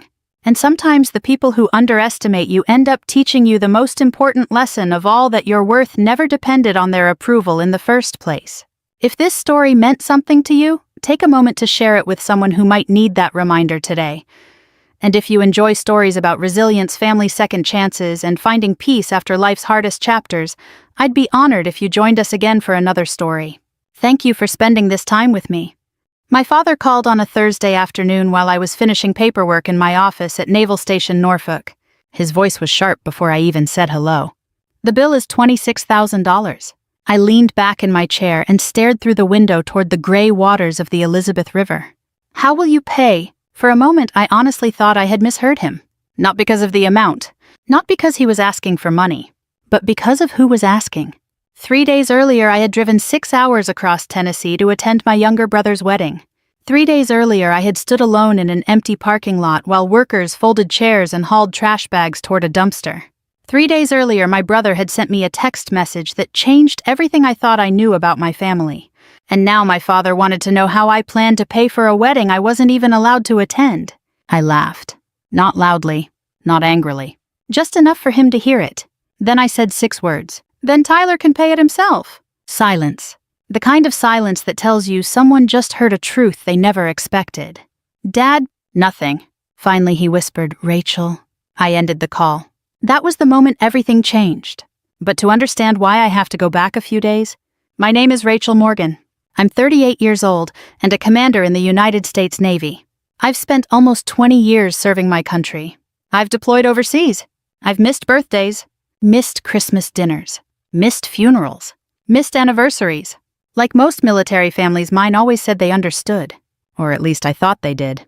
When my younger brother Tyler announced his engagement, everyone was excited. Mom called me immediately. "She's wonderful, Rachel. You're going to love her." Her name was Melissa. School teacher? Small-town Tennessee girl. Kind smile. Good family. The kind of person who made Tyler seem more responsible than he actually was. I was genuinely happy for him. Tyler and I weren't particularly close anymore, but he was still my brother, and despite everything, I loved him. A few months before the wedding, Tyler called. "Listen," he said, "money's tight." That wasn't surprising. Money was always tight for Tyler. At 34 years old, he had changed jobs more times than I could count. Meanwhile, our parents had spent years helping him whenever things fell apart. I didn't judge him for it. Everyone struggles differently, but I knew exactly where the conversation was heading. "How much do you need?" I asked. He laughed. "You always know." In the end, I agreed to help, not because anyone pressured me, because I wanted my brother to have a nice wedding. I paid several vendors directly, the venue deposit, part of the catering, photography, various expenses that kept appearing. The total eventually climbed higher than I originally expected. Still, I never complained. Tyler thanked me repeatedly. Mom thanked me. Dad thanked me. They all promised I'd be there for the big day. A few weeks before the wedding, I submitted leave paperwork through my command. Getting time off isn't always simple. Military schedules don't revolve around weddings. But fortunately, things lined up. I secured 3 days. Just enough. My plan was simple. Fly into Nashville. Rent a car. Drive to the venue. Attend the ceremony. Spend time with family. Return to Virginia. Nothing complicated. The morning of my flight, I actually felt excited. That might sound strange. At my age, family gatherings aren't always exciting. But military life creates distance. You start appreciating opportunities to reconnect. The flight was smooth. The weather was beautiful. By early afternoon, I was driving through rolling Tennessee hills toward the wedding venue. Mom had sent me the address weeks earlier. An old restored barn outside a small town. Exactly the kind of place people choose for rustic weddings these days. I remember smiling when I first saw the property. String lights, white fences, beautiful countryside. Then I noticed something strange. The parking lot was nearly empty. Maybe 20 cars. Not hundreds. Not dozens. Just a handful. No music, no guests, no activity. I checked my watch. I wasn't late. I was actually early. I parked and walked toward the entrance. A worker was carrying folding chairs. Another was loading equipment into a truck. Someone was sweeping the floor. Confused, I approached an older man near the doorway. "Excuse me." He looked up. "Yes, ma'am. I'm here for the Morgan wedding." The man frowned. The Morgan wedding was yesterday. For a second, I simply stared at him. Yesterday. I thought maybe he'd confused the names. "Are you sure?" He nodded. "Positive." My stomach dropped. I stepped away and immediately pulled out my phone. No missed calls. No messages. Nothing. Then a text appeared. Tyler. The message had been sent less than 2 minutes earlier. I opened it. The first line read, "We got married yesterday." I felt my pulse quicken. Then I read the second line. "Only important people were invited." I read it again and again, as if the words might somehow rearrange themselves. They didn't. I stood alone in that parking lot while workers cleaned up my brother's wedding. The wedding I helped pay for. The wedding I took leave to attend. The wedding my entire family knew I was traveling across the country to attend. A dozen emotions hit me at once. Shock. Confusion. Embarrassment. Anger. But mostly sadness. Deep sadness. Because this wasn't really about the wedding. Not entirely. It was about realizing that everyone had known. Mom knew. Dad knew. Tyler knew. Relatives knew. No one warned me. No one called. No one stopped it. I climbed back into my rental car and sat there for several minutes. The steering wheel blurred as tears filled my eyes, not dramatic sobbing. Just quiet disappointment. The kind that comes when people you trust reveal who they really are. Eventually, I started the engine. Then I drove away. No phone calls. No arguments. No angry texts. Just silence. The 6-hour drive back to Nashville felt longer than any deployment flight I'd ever taken. And somewhere along that highway, I made a decision. For the first time in my life, I was done rescuing Tyler. I didn't know it yet, but 3 days later, my father would call demanding money. And that decision would finally be tested.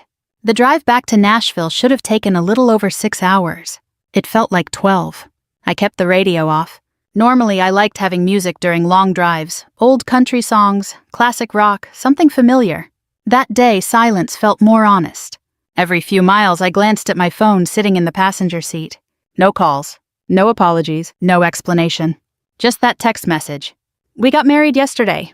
Only important people were invited." The words replayed in my head like a broken record.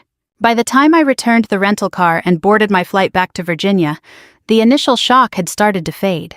What replaced it was something worse. Understanding. Because the more I thought about it, the more I realized this wasn't some last-minute mistake. This had been planned.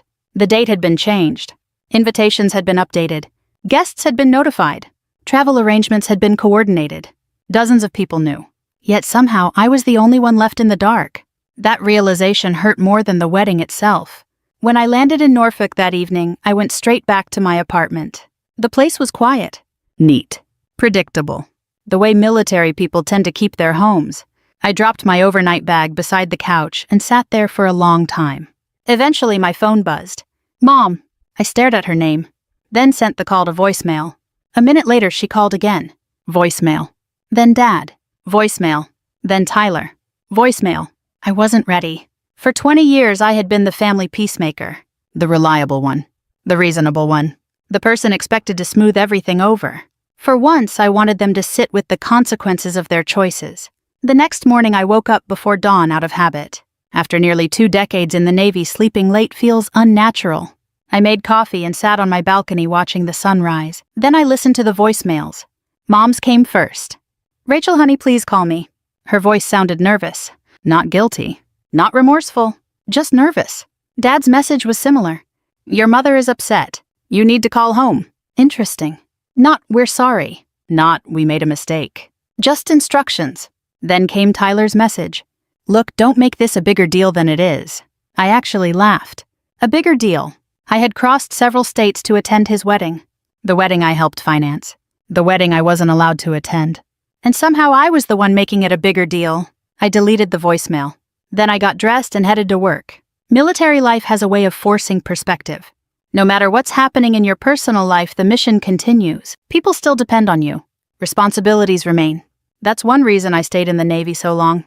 The rules are clear. Accountability matters. Actions have consequences. Family life wasn't always like that, especially in my family. As I drove onto base that morning, memories started resurfacing. Memories I usually kept buried. Tyler and I grew up in a small Tennessee town. Our father worked construction. Our mother worked at a local bank. We weren't rich. We weren't poor. Just ordinary. But from the time we were kids, there seemed to be 2 sets of rules. One for Tyler. One for me. When Tyler forgot homework, Mom called the teacher. When I forgot homework, I was told to be more responsible. When Tyler wrecked his first car at 17, Dad helped buy another one. When my transmission failed during college, I worked 2 jobs to replace it myself. Little things. Hundreds of little things. None of them seemed huge individually. But over time they added up. I became self-reliant. Tyler became dependent. And our parents never seemed to notice the difference. After high school, I joined the Navy. Not because I hated home. Because I wanted opportunities. Structure. Purpose. I found all 3. Military service changed my life. It taught me discipline. Leadership. Resilience. But it also created distance. The farther my career progressed, the more my family viewed me as the one who always had everything together. If someone needed money, they called Rachel. If someone needed advice, they called Rachel. If someone had a problem, Rachel would fix it. At first, I didn't mind. Helping family felt natural. Then helping became expectation. And expectation slowly became entitlement. The wedding was a perfect example. About 6 months earlier, Tyler had called me late one evening. Can I ask a favor? Those words should have been a warning. Instead, I listened. The venue deposit was overdue. The photographer wanted payment. The caterer needed confirmation. Money was tight. Could I help? I agreed. Not because I was wealthy. Military officers aren't millionaires. But I was comfortable. No children. No extravagant lifestyle. I could afford it. Over the next few months, invoices arrived regularly. Some were small. Some weren't. Every time Tyler promised he'd pay me back eventually, I knew he probably wouldn't. But I didn't care. I wanted him to have a beautiful wedding. What bothered me now wasn't the money. It was the realization that while I was paying vendors, my family was quietly planning a wedding without me. That afternoon, I finally opened social media. A mistake. Photos flooded my screen. The ceremony. The reception. The dance floor. Family portraits. Smiling faces everywhere. My parents. My aunts. My uncles. My cousins. Even relatives who hadn't spoken to Tyler in years. They all made the guest list. I didn't. One photo stopped me cold. It showed Tyler standing beside Dad. Both were smiling. Dad had his arm around his son.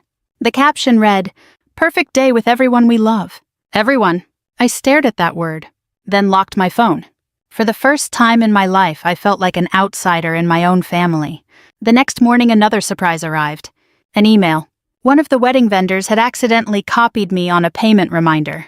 The subject line caught my attention immediately. Outstanding balance due. I opened it. The amount made my eyebrows rise. Thousands of dollars remained unpaid, far more than I expected. Then I noticed something else. The invoice wasn't addressed to Tyler. It wasn't addressed to my father. It was addressed to me. And suddenly I realized something was very, very wrong. The invoice sat on my screen while I stared at it in disbelief. At first I thought it had to be some kind of mistake. Maybe the venue's accounting department had entered the wrong email address. Maybe they had accidentally copied me because I'd made an earlier payment. That seemed reasonable. But the longer I looked, the less reasonable it became. The balance was just over $6,000. And right beneath the amount due was my name. Rachel Morgan, responsible party. I read the line 3 times, then I opened the attached contract. My stomach tightened. The document listed Tyler and Melissa as the wedding couple. But under financial responsibility, someone had entered my information.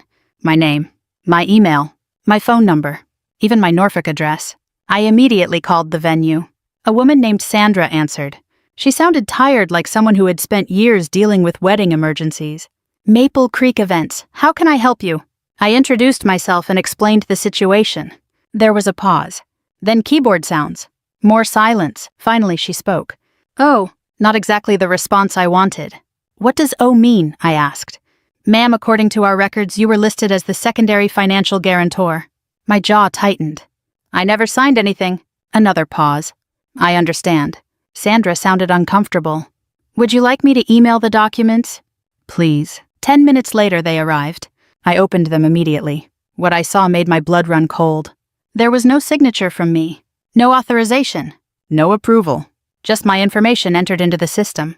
Enough information that vendors naturally assumed I was involved. Enough information that they were contacting me when payments stopped. I thanked Sandra and ended the call.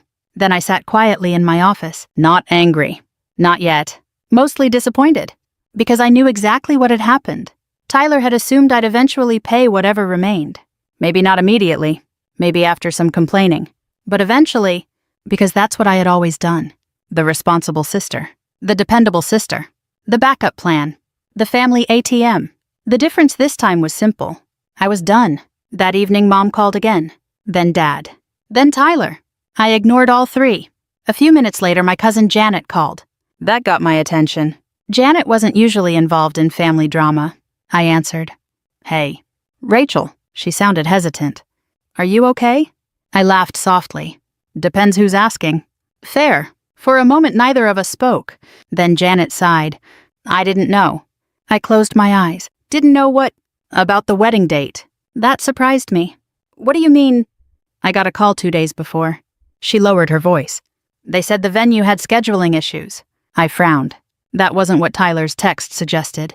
They moved it up one day. Yes. And nobody thought to tell me. Silence. Then Janet said something important. Honestly, Rachel, I assumed somebody already had. That hurt. Not because of Janet, because it confirmed what I'd suspected. People had simply assumed someone else would handle informing me. Nobody cared enough to make sure.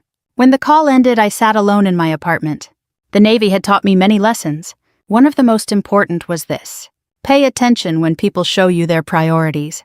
Words matter, but actions matter more. My family had spent years telling me how much they loved me. Then they held a wedding without me. The actions were speaking very clearly. The following morning, things escalated. I arrived at work just before 7. Coffee in one hand, laptop bag in the other. My phone buzzed. Tyler. I almost ignored it. Then curiosity won. I answered. Hello? His tone was instantly defensive. There you are. I smiled. Not because anything was funny. Because he sounded annoyed. As if I had inconvenienced him. What do you need, Tyler? What do I need? He laughed. The vendors are calling everybody. Okay. Yes. Rachel, they're saying money is still owed. I waited. Eventually he continued. You paid some of the earlier invoices. There it was. The real reason for the call. Not an apology. Not an explanation. Money. Always money. That's correct. So when are you paying the rest? I actually looked around my office to make sure I'd heard correctly. When am I paying the rest? Yeah. His voice suggested this was obvious. Like he was asking when I planned to pick up groceries. I leaned back in my chair. Tyler. What? Did you invite me to your wedding? Silence. Not long. Just enough. That's not the point. I laughed. There it is. What? The point. His breathing grew heavier. Rachel, don't start. Start what? This drama. Drama. My brother had excluded me from his wedding and somehow I was creating drama. The logic was almost impressive. Let me ask you another question. What? Who told you I was paying $26,000? Silence again. Longer this time. That told me everything. Because nobody had told him. He had simply assumed. The same way he always had. Finally he said, "Your family." I almost felt sorry for him. Almost. Apparently not. Then I ended the call. The next few days were surprisingly peaceful. No arguments. No yelling. No emotional confrontations. Just quiet. I focused on work. Attended meetings. Reviewed reports. Went for runs after duty hours. For the first time in years, I stopped carrying responsibility that wasn't mine. Then Friday afternoon arrived, and with it came my father's phone call. The one that changed everything. "The bill is $26,000. His voice was strained.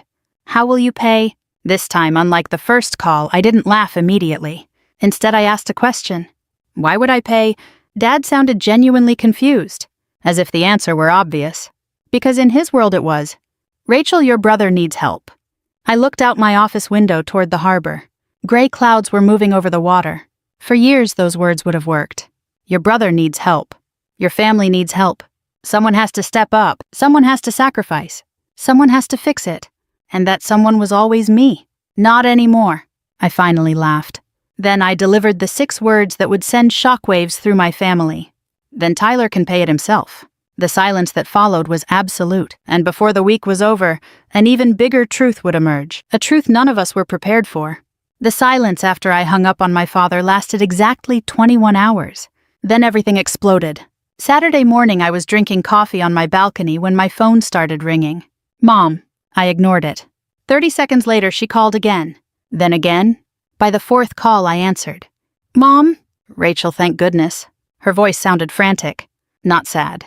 Not apologetic. Frantic. We need to talk. I took a sip of coffee. About what? You know what? No, Mom, I really don't. A long pause followed. Then she lowered her voice. The wedding bills. There it was again. Not the humiliation. Not the deception. Not the fact that I had driven across Tennessee to an empty venue. The bills. Always the bills. I set my coffee mug down. Mom, before we discuss money, I'd like to discuss something else. What? Why wasn't I invited? Silence. A heavy silence. The kind people use when they don't have a good answer. Finally, she sighed. It wasn't personal. I almost laughed. Of course it was personal. Weddings are personal by definition. You changed the date. It was complicated. You informed everyone except me. That's not exactly what happened. Then tell me what happened. Another pause. Then she said something that hurt more than I expected. We assumed Tyler handled it. I leaned back in my chair. There it was. The family motto. Nobody's responsibility. Everybody's excuse. Nobody informed Rachel. Because everybody assumed someone else would. Mom. What? Did you ever call me to make sure I knew? No. Dad? No. Anybody? She didn't answer. Because she couldn't. The truth was obvious. Nobody cared enough to verify. After 20 years of military service, I knew exactly what that meant. People make time for what matters. I clearly hadn't mattered. A few minutes later, the conversation ended badly. Mom became emotional. I remained calm. She accused me of abandoning the family. I reminded her that I was the one who had shown up. Eventually, she hung up. For the first time in my life, I felt strangely peaceful afterward. Because the truth no longer needed defending. The facts were enough. That afternoon, another email arrived from the venue. Then another. Then one from the caterer. And one from the photographer. Each contained the same basic message. Outstanding balance due. Outstanding balance due. Outstanding balance due. I opened every document carefully. Years in the Navy had taught me something important. Never react emotionally before reviewing the facts. The facts were fascinating. Every contract listed Tyler and Melissa as the clients, but many of them contained my contact information. Not because I had provided it, because someone else had. Some forms even listed me as an emergency financial contact. That caught my attention immediately. I never authorized that. Never agreed to it. Never even knew it existed. By Monday morning, I had assembled a folder containing every email, invoice, receipt, and payment record connected to the wedding. The folder was surprisingly thick. Looking through it felt like reviewing evidence. Because that's exactly what it was. Evidence. And the evidence told a story my family wasn't going to like. During lunch, I contacted the legal assistance office on base. Military attorneys deal with many issues. Family law, consumer disputes, contract questions. The attorney I spoke with was a lieutenant commander named Sarah Jensen. Professional, calm, very direct. After reviewing my documents, she asked a simple question. Did you sign any of these agreements? No. Did you authorize anyone to sign on your behalf? No. Did you verbally agree to assume responsibility for the remaining balances? No. She nodded. Then you're not responsible for debts someone else created. I already knew that. But hearing it from a lawyer felt reassuring. What happens now? I asked. Sarah folded her hands. That depends on how far you're willing to take it. I understood exactly what she meant. Legally, I had options. Personally, I wasn't sure I wanted them. This was still my family. Even after everything. Especially after everything. That evening, my father called again. This time I answered. His voice sounded different. Less confident. More tired. We need to meet. I considered saying no. Instead, I asked where. The diner on Highway 64. I knew the place. Small-town Tennessee institution. Good pie. Bad coffee. A lot of memories. 2 days later, I flew back to Tennessee. Not for the wedding. For the truth. Dad was already seated when I arrived. He looked older than I remembered. The last few days had clearly been difficult. I sat across from him. For several moments, neither of us spoke. Finally, he sighed. Your mother is upset. I almost smiled. That sounded familiar. When I was 10 years old. When I was 20. When I was 30. The opening line never changed. Not, how are you? Not, I'm sorry. Just updates about everyone else's feelings. I folded my hands. Dad, why wasn't I invited? He stared at the table. I don't know. For the first time, I believed him. Not because he was innocent. Because he genuinely looked confused. That surprised me. Then I opened my folder. One document at a time. One invoice at a time. One payment at a time. I showed him everything. The venue deposits. The catering payments. The photography invoices. The emails. The contracts. The balances. Every fact. Every dollar. Every receipt. His expression changed slowly. Confusion became concern. Concern became disbelief. Then came something I had never seen before. Doubt. Not doubt about me. Doubt about Tyler. I watched it happen in real time. For years, my father had accepted Tyler's explanations automatically. Now the evidence was sitting on the table. Physical. Undeniable. Documented. Finally, Dad looked up. Why would he do this? The question sounded genuine. I answered honestly. Because he thought I'd pay? His shoulders slumped. For a long moment, he stared out the diner window. Then he whispered something that stunned me. I think you're right. It was the first time in my entire life that my father had openly questioned Tyler's behavior instead of defending it. And it wouldn't be the last. Because the next day, the venue owner would reveal something even worse. Something that would force my family to confront the truth they'd been avoiding for years. The next morning, I met my father at the venue. Not because I wanted to relive what had happened. Because I wanted answers. Maple Creek events looked different in daylight. Less magical. Less romantic. Just a business trying to get paid. The owner, a woman named Sandra Whitmore, greeted us in her office. She appeared to be in her early 60s. Professional. Direct. The kind of person who had spent decades dealing with family drama disguised as wedding planning. After a few minutes of introductions, she opened a folder. A very thick folder. I immediately recognized several documents. Invoices. Contracts. Payment records. Email chains. Dad shifted uneasily in his chair. Sandra looked at both of us. I'm glad you came. Then she looked directly at me. Commander Morgan, there's something you should know. My stomach tightened. What is it? She slid several pages across the desk. I studied them carefully. At first glance, they looked ordinary. Then I noticed something. Several vendor forms listed me as the responsible financial contact. Not unusual by itself, except for one detail. The forms included a digital authorization, supposedly from me. I frowned. That's not my signature. Sandra nodded. We know. My father looked confused. What does that mean? Sandra folded her hands. It means your daughter never approved these documents. Dad stared at her, then at me, then back at the papers. Slowly the reality began sinking in. The venue had already investigated. Not because they suspected fraud, because several details didn't match. Wrong phone extension. Incorrect military rank. Minor mistakes. The kind of mistakes someone makes when pretending to be another person. Nothing criminal had been reported. At least not yet. But the situation was serious. Very serious. My father suddenly looked pale. Tyler filled these out. Sandra nodded. That's our understanding. The room went quiet. For a moment, nobody spoke. I wasn't angry anymore. Anger requires surprise. At this point, I wasn't surprised. Just disappointed. Dad looked devastated. The expression on his face reminded me of something.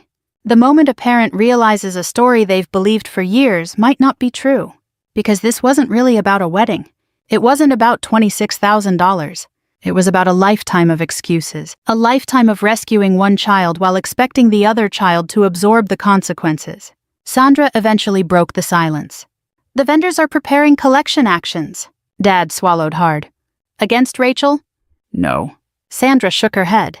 Against the people who signed the agreements. For the first time since I'd arrived, I felt a weight lift from my shoulders. Not because Tyler was in trouble, because the truth was finally catching up with reality. After leaving the venue, Dad and I sat in the parking lot. Neither of us seemed eager to leave. The Tennessee air felt unusually warm for late spring. Finally, Dad spoke. I owe you an apology. I looked at him. He rarely apologized. In fact, I could count the number of times on one hand. What for? His laugh sounded bitter. Where should I start? That answer surprised me. For several moments, he stared through the windshield. Then the words started coming.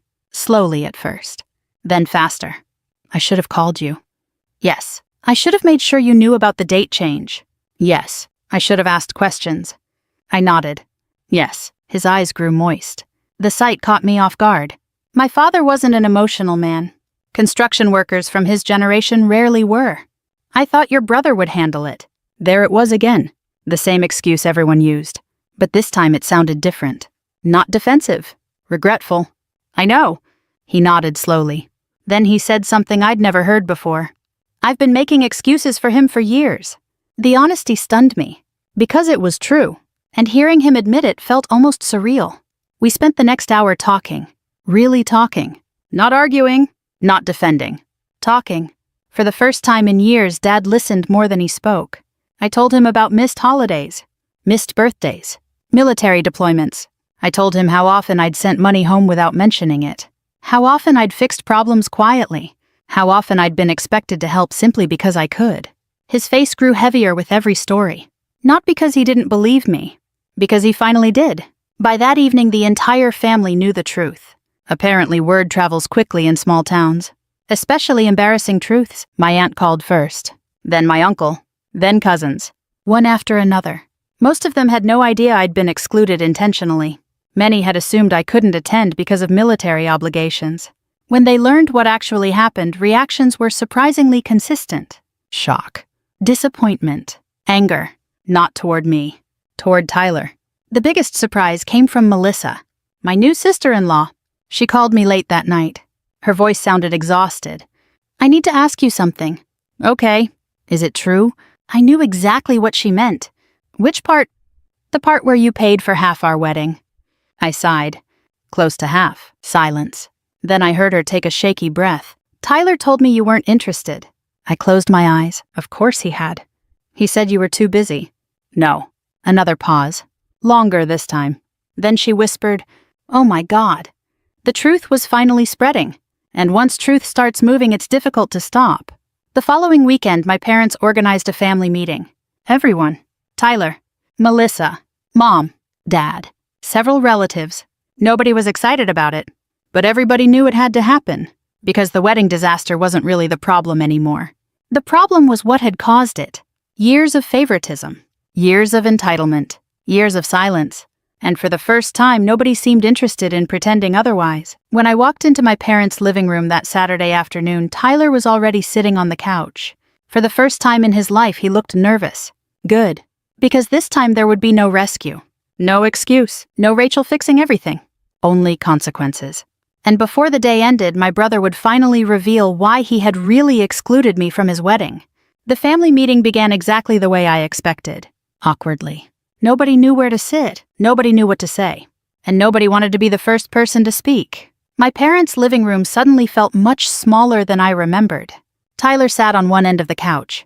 Melissa sat beside him, but noticeably farther away than a newlywed wife normally would. Mom occupied her favorite recliner. Dad stood near the fireplace.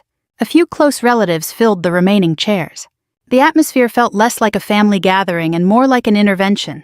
Which in a way it was. I took a seat near the window and waited. For once I wasn't going to carry the conversation.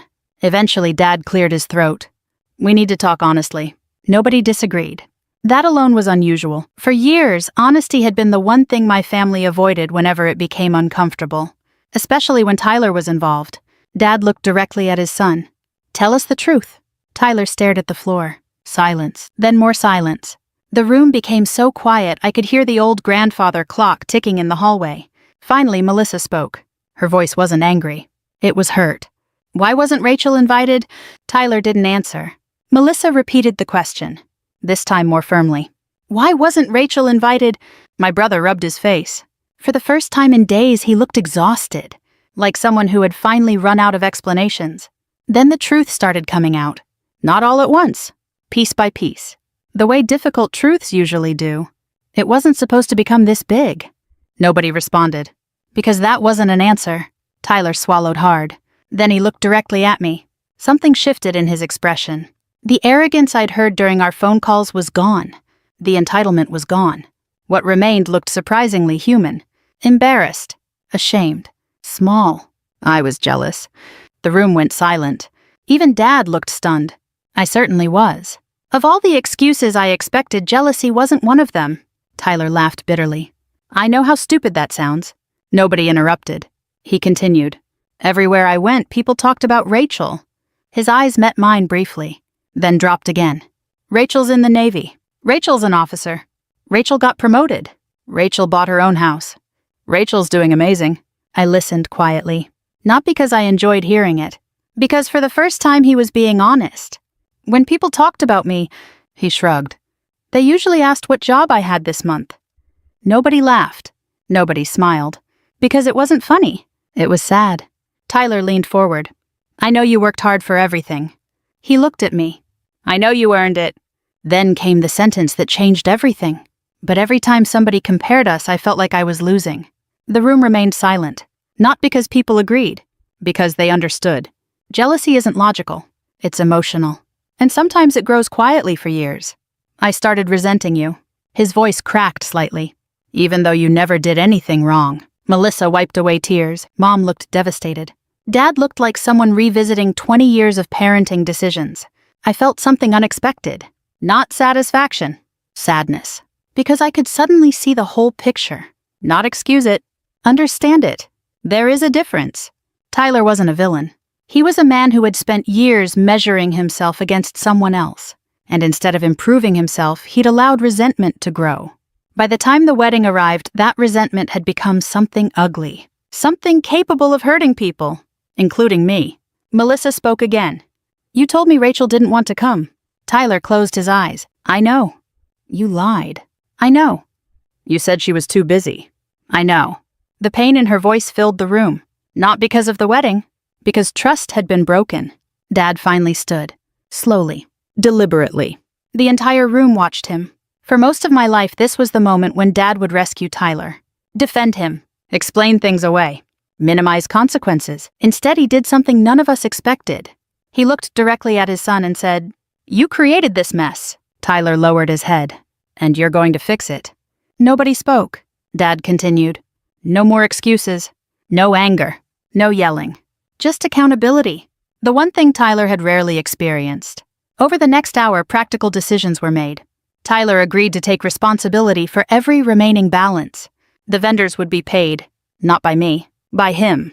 It wouldn't be easy. He'd have to sell his recreational vehicle. Drain savings. Take extra work. But for the first time, the responsibility belonged to the person who created the problem. As the meeting ended, people slowly began leaving. One by one. The tension gradually disappeared. Eventually, only 4 people remained. Mom, Dad, Tyler, me. Mom walked over first. Tears filled her eyes. I'm sorry. The words sounded genuine. Not perfect, but genuine. I should have called. I nodded. Yes, she cried softly, not dramatic crying. just the quiet tears of someone recognizing a painful truth. Dad approached next. For a moment he simply stood there. Then he hugged me, something he hadn't done in years. I failed you. The words hit harder than I expected, because they cost him something to say. Real apologies usually do. I hugged him back. Not because everything was fixed, because healing had finally begun. The biggest surprise came last. Tyler. He stood awkwardly near the doorway, like a teenager preparing to confess something. I don't expect forgiveness. I smiled slightly. Good. A few relatives would have laughed at that. Tyler actually did. Then I continued. Forgiveness takes time. He nodded. I understand. For a long moment we simply stood there. Brother and sister. No excuses. No arguments. No lies. Just truth. Finally he spoke. I'm sorry, Rachel. And for the first time since this entire disaster began, I believed him. 6 months later, I stood in dress uniform during a Navy promotion ceremony. Friends attended. Fellow officers attended. And sitting in the audience were Mom, Dad, Tyler, and Melissa. Not because they needed money. Not because they needed help. Not because they expected me to fix anything. They came because they wanted to be there. When the ceremony ended, Dad shook my hand, then pulled me into a hug. You know something? What? His eyes glistened. You were always the one holding this family together. I smiled. Maybe, maybe not. What mattered was that he finally saw me. Not as the reliable child. Not as the backup plan. Not as the family problem solver. As a daughter. As a sister. As a person. And strangely enough, that meant more than revenge ever could. Because revenge may expose the truth, but accountability is what creates change. If there's a lesson in my story, it's this. Being strong doesn't mean allowing people to use you. Being loving doesn't mean accepting disrespect. And setting boundaries doesn't make you selfish. Sometimes it is the healthiest thing you can do. Families aren't healed by pretending nothing happened. They're healed when people finally tell the truth and take responsibility for their actions. If this story reminded you of someone in your own life, or if you've ever been the person who was taken for granted, I'd love to hear your thoughts. And if you enjoy stories about resilience, family second chances, and finding strength after betrayal, consider sharing this story with someone who might need it today. Thank you for spending this time with me. Take care of yourself, and remember your worth.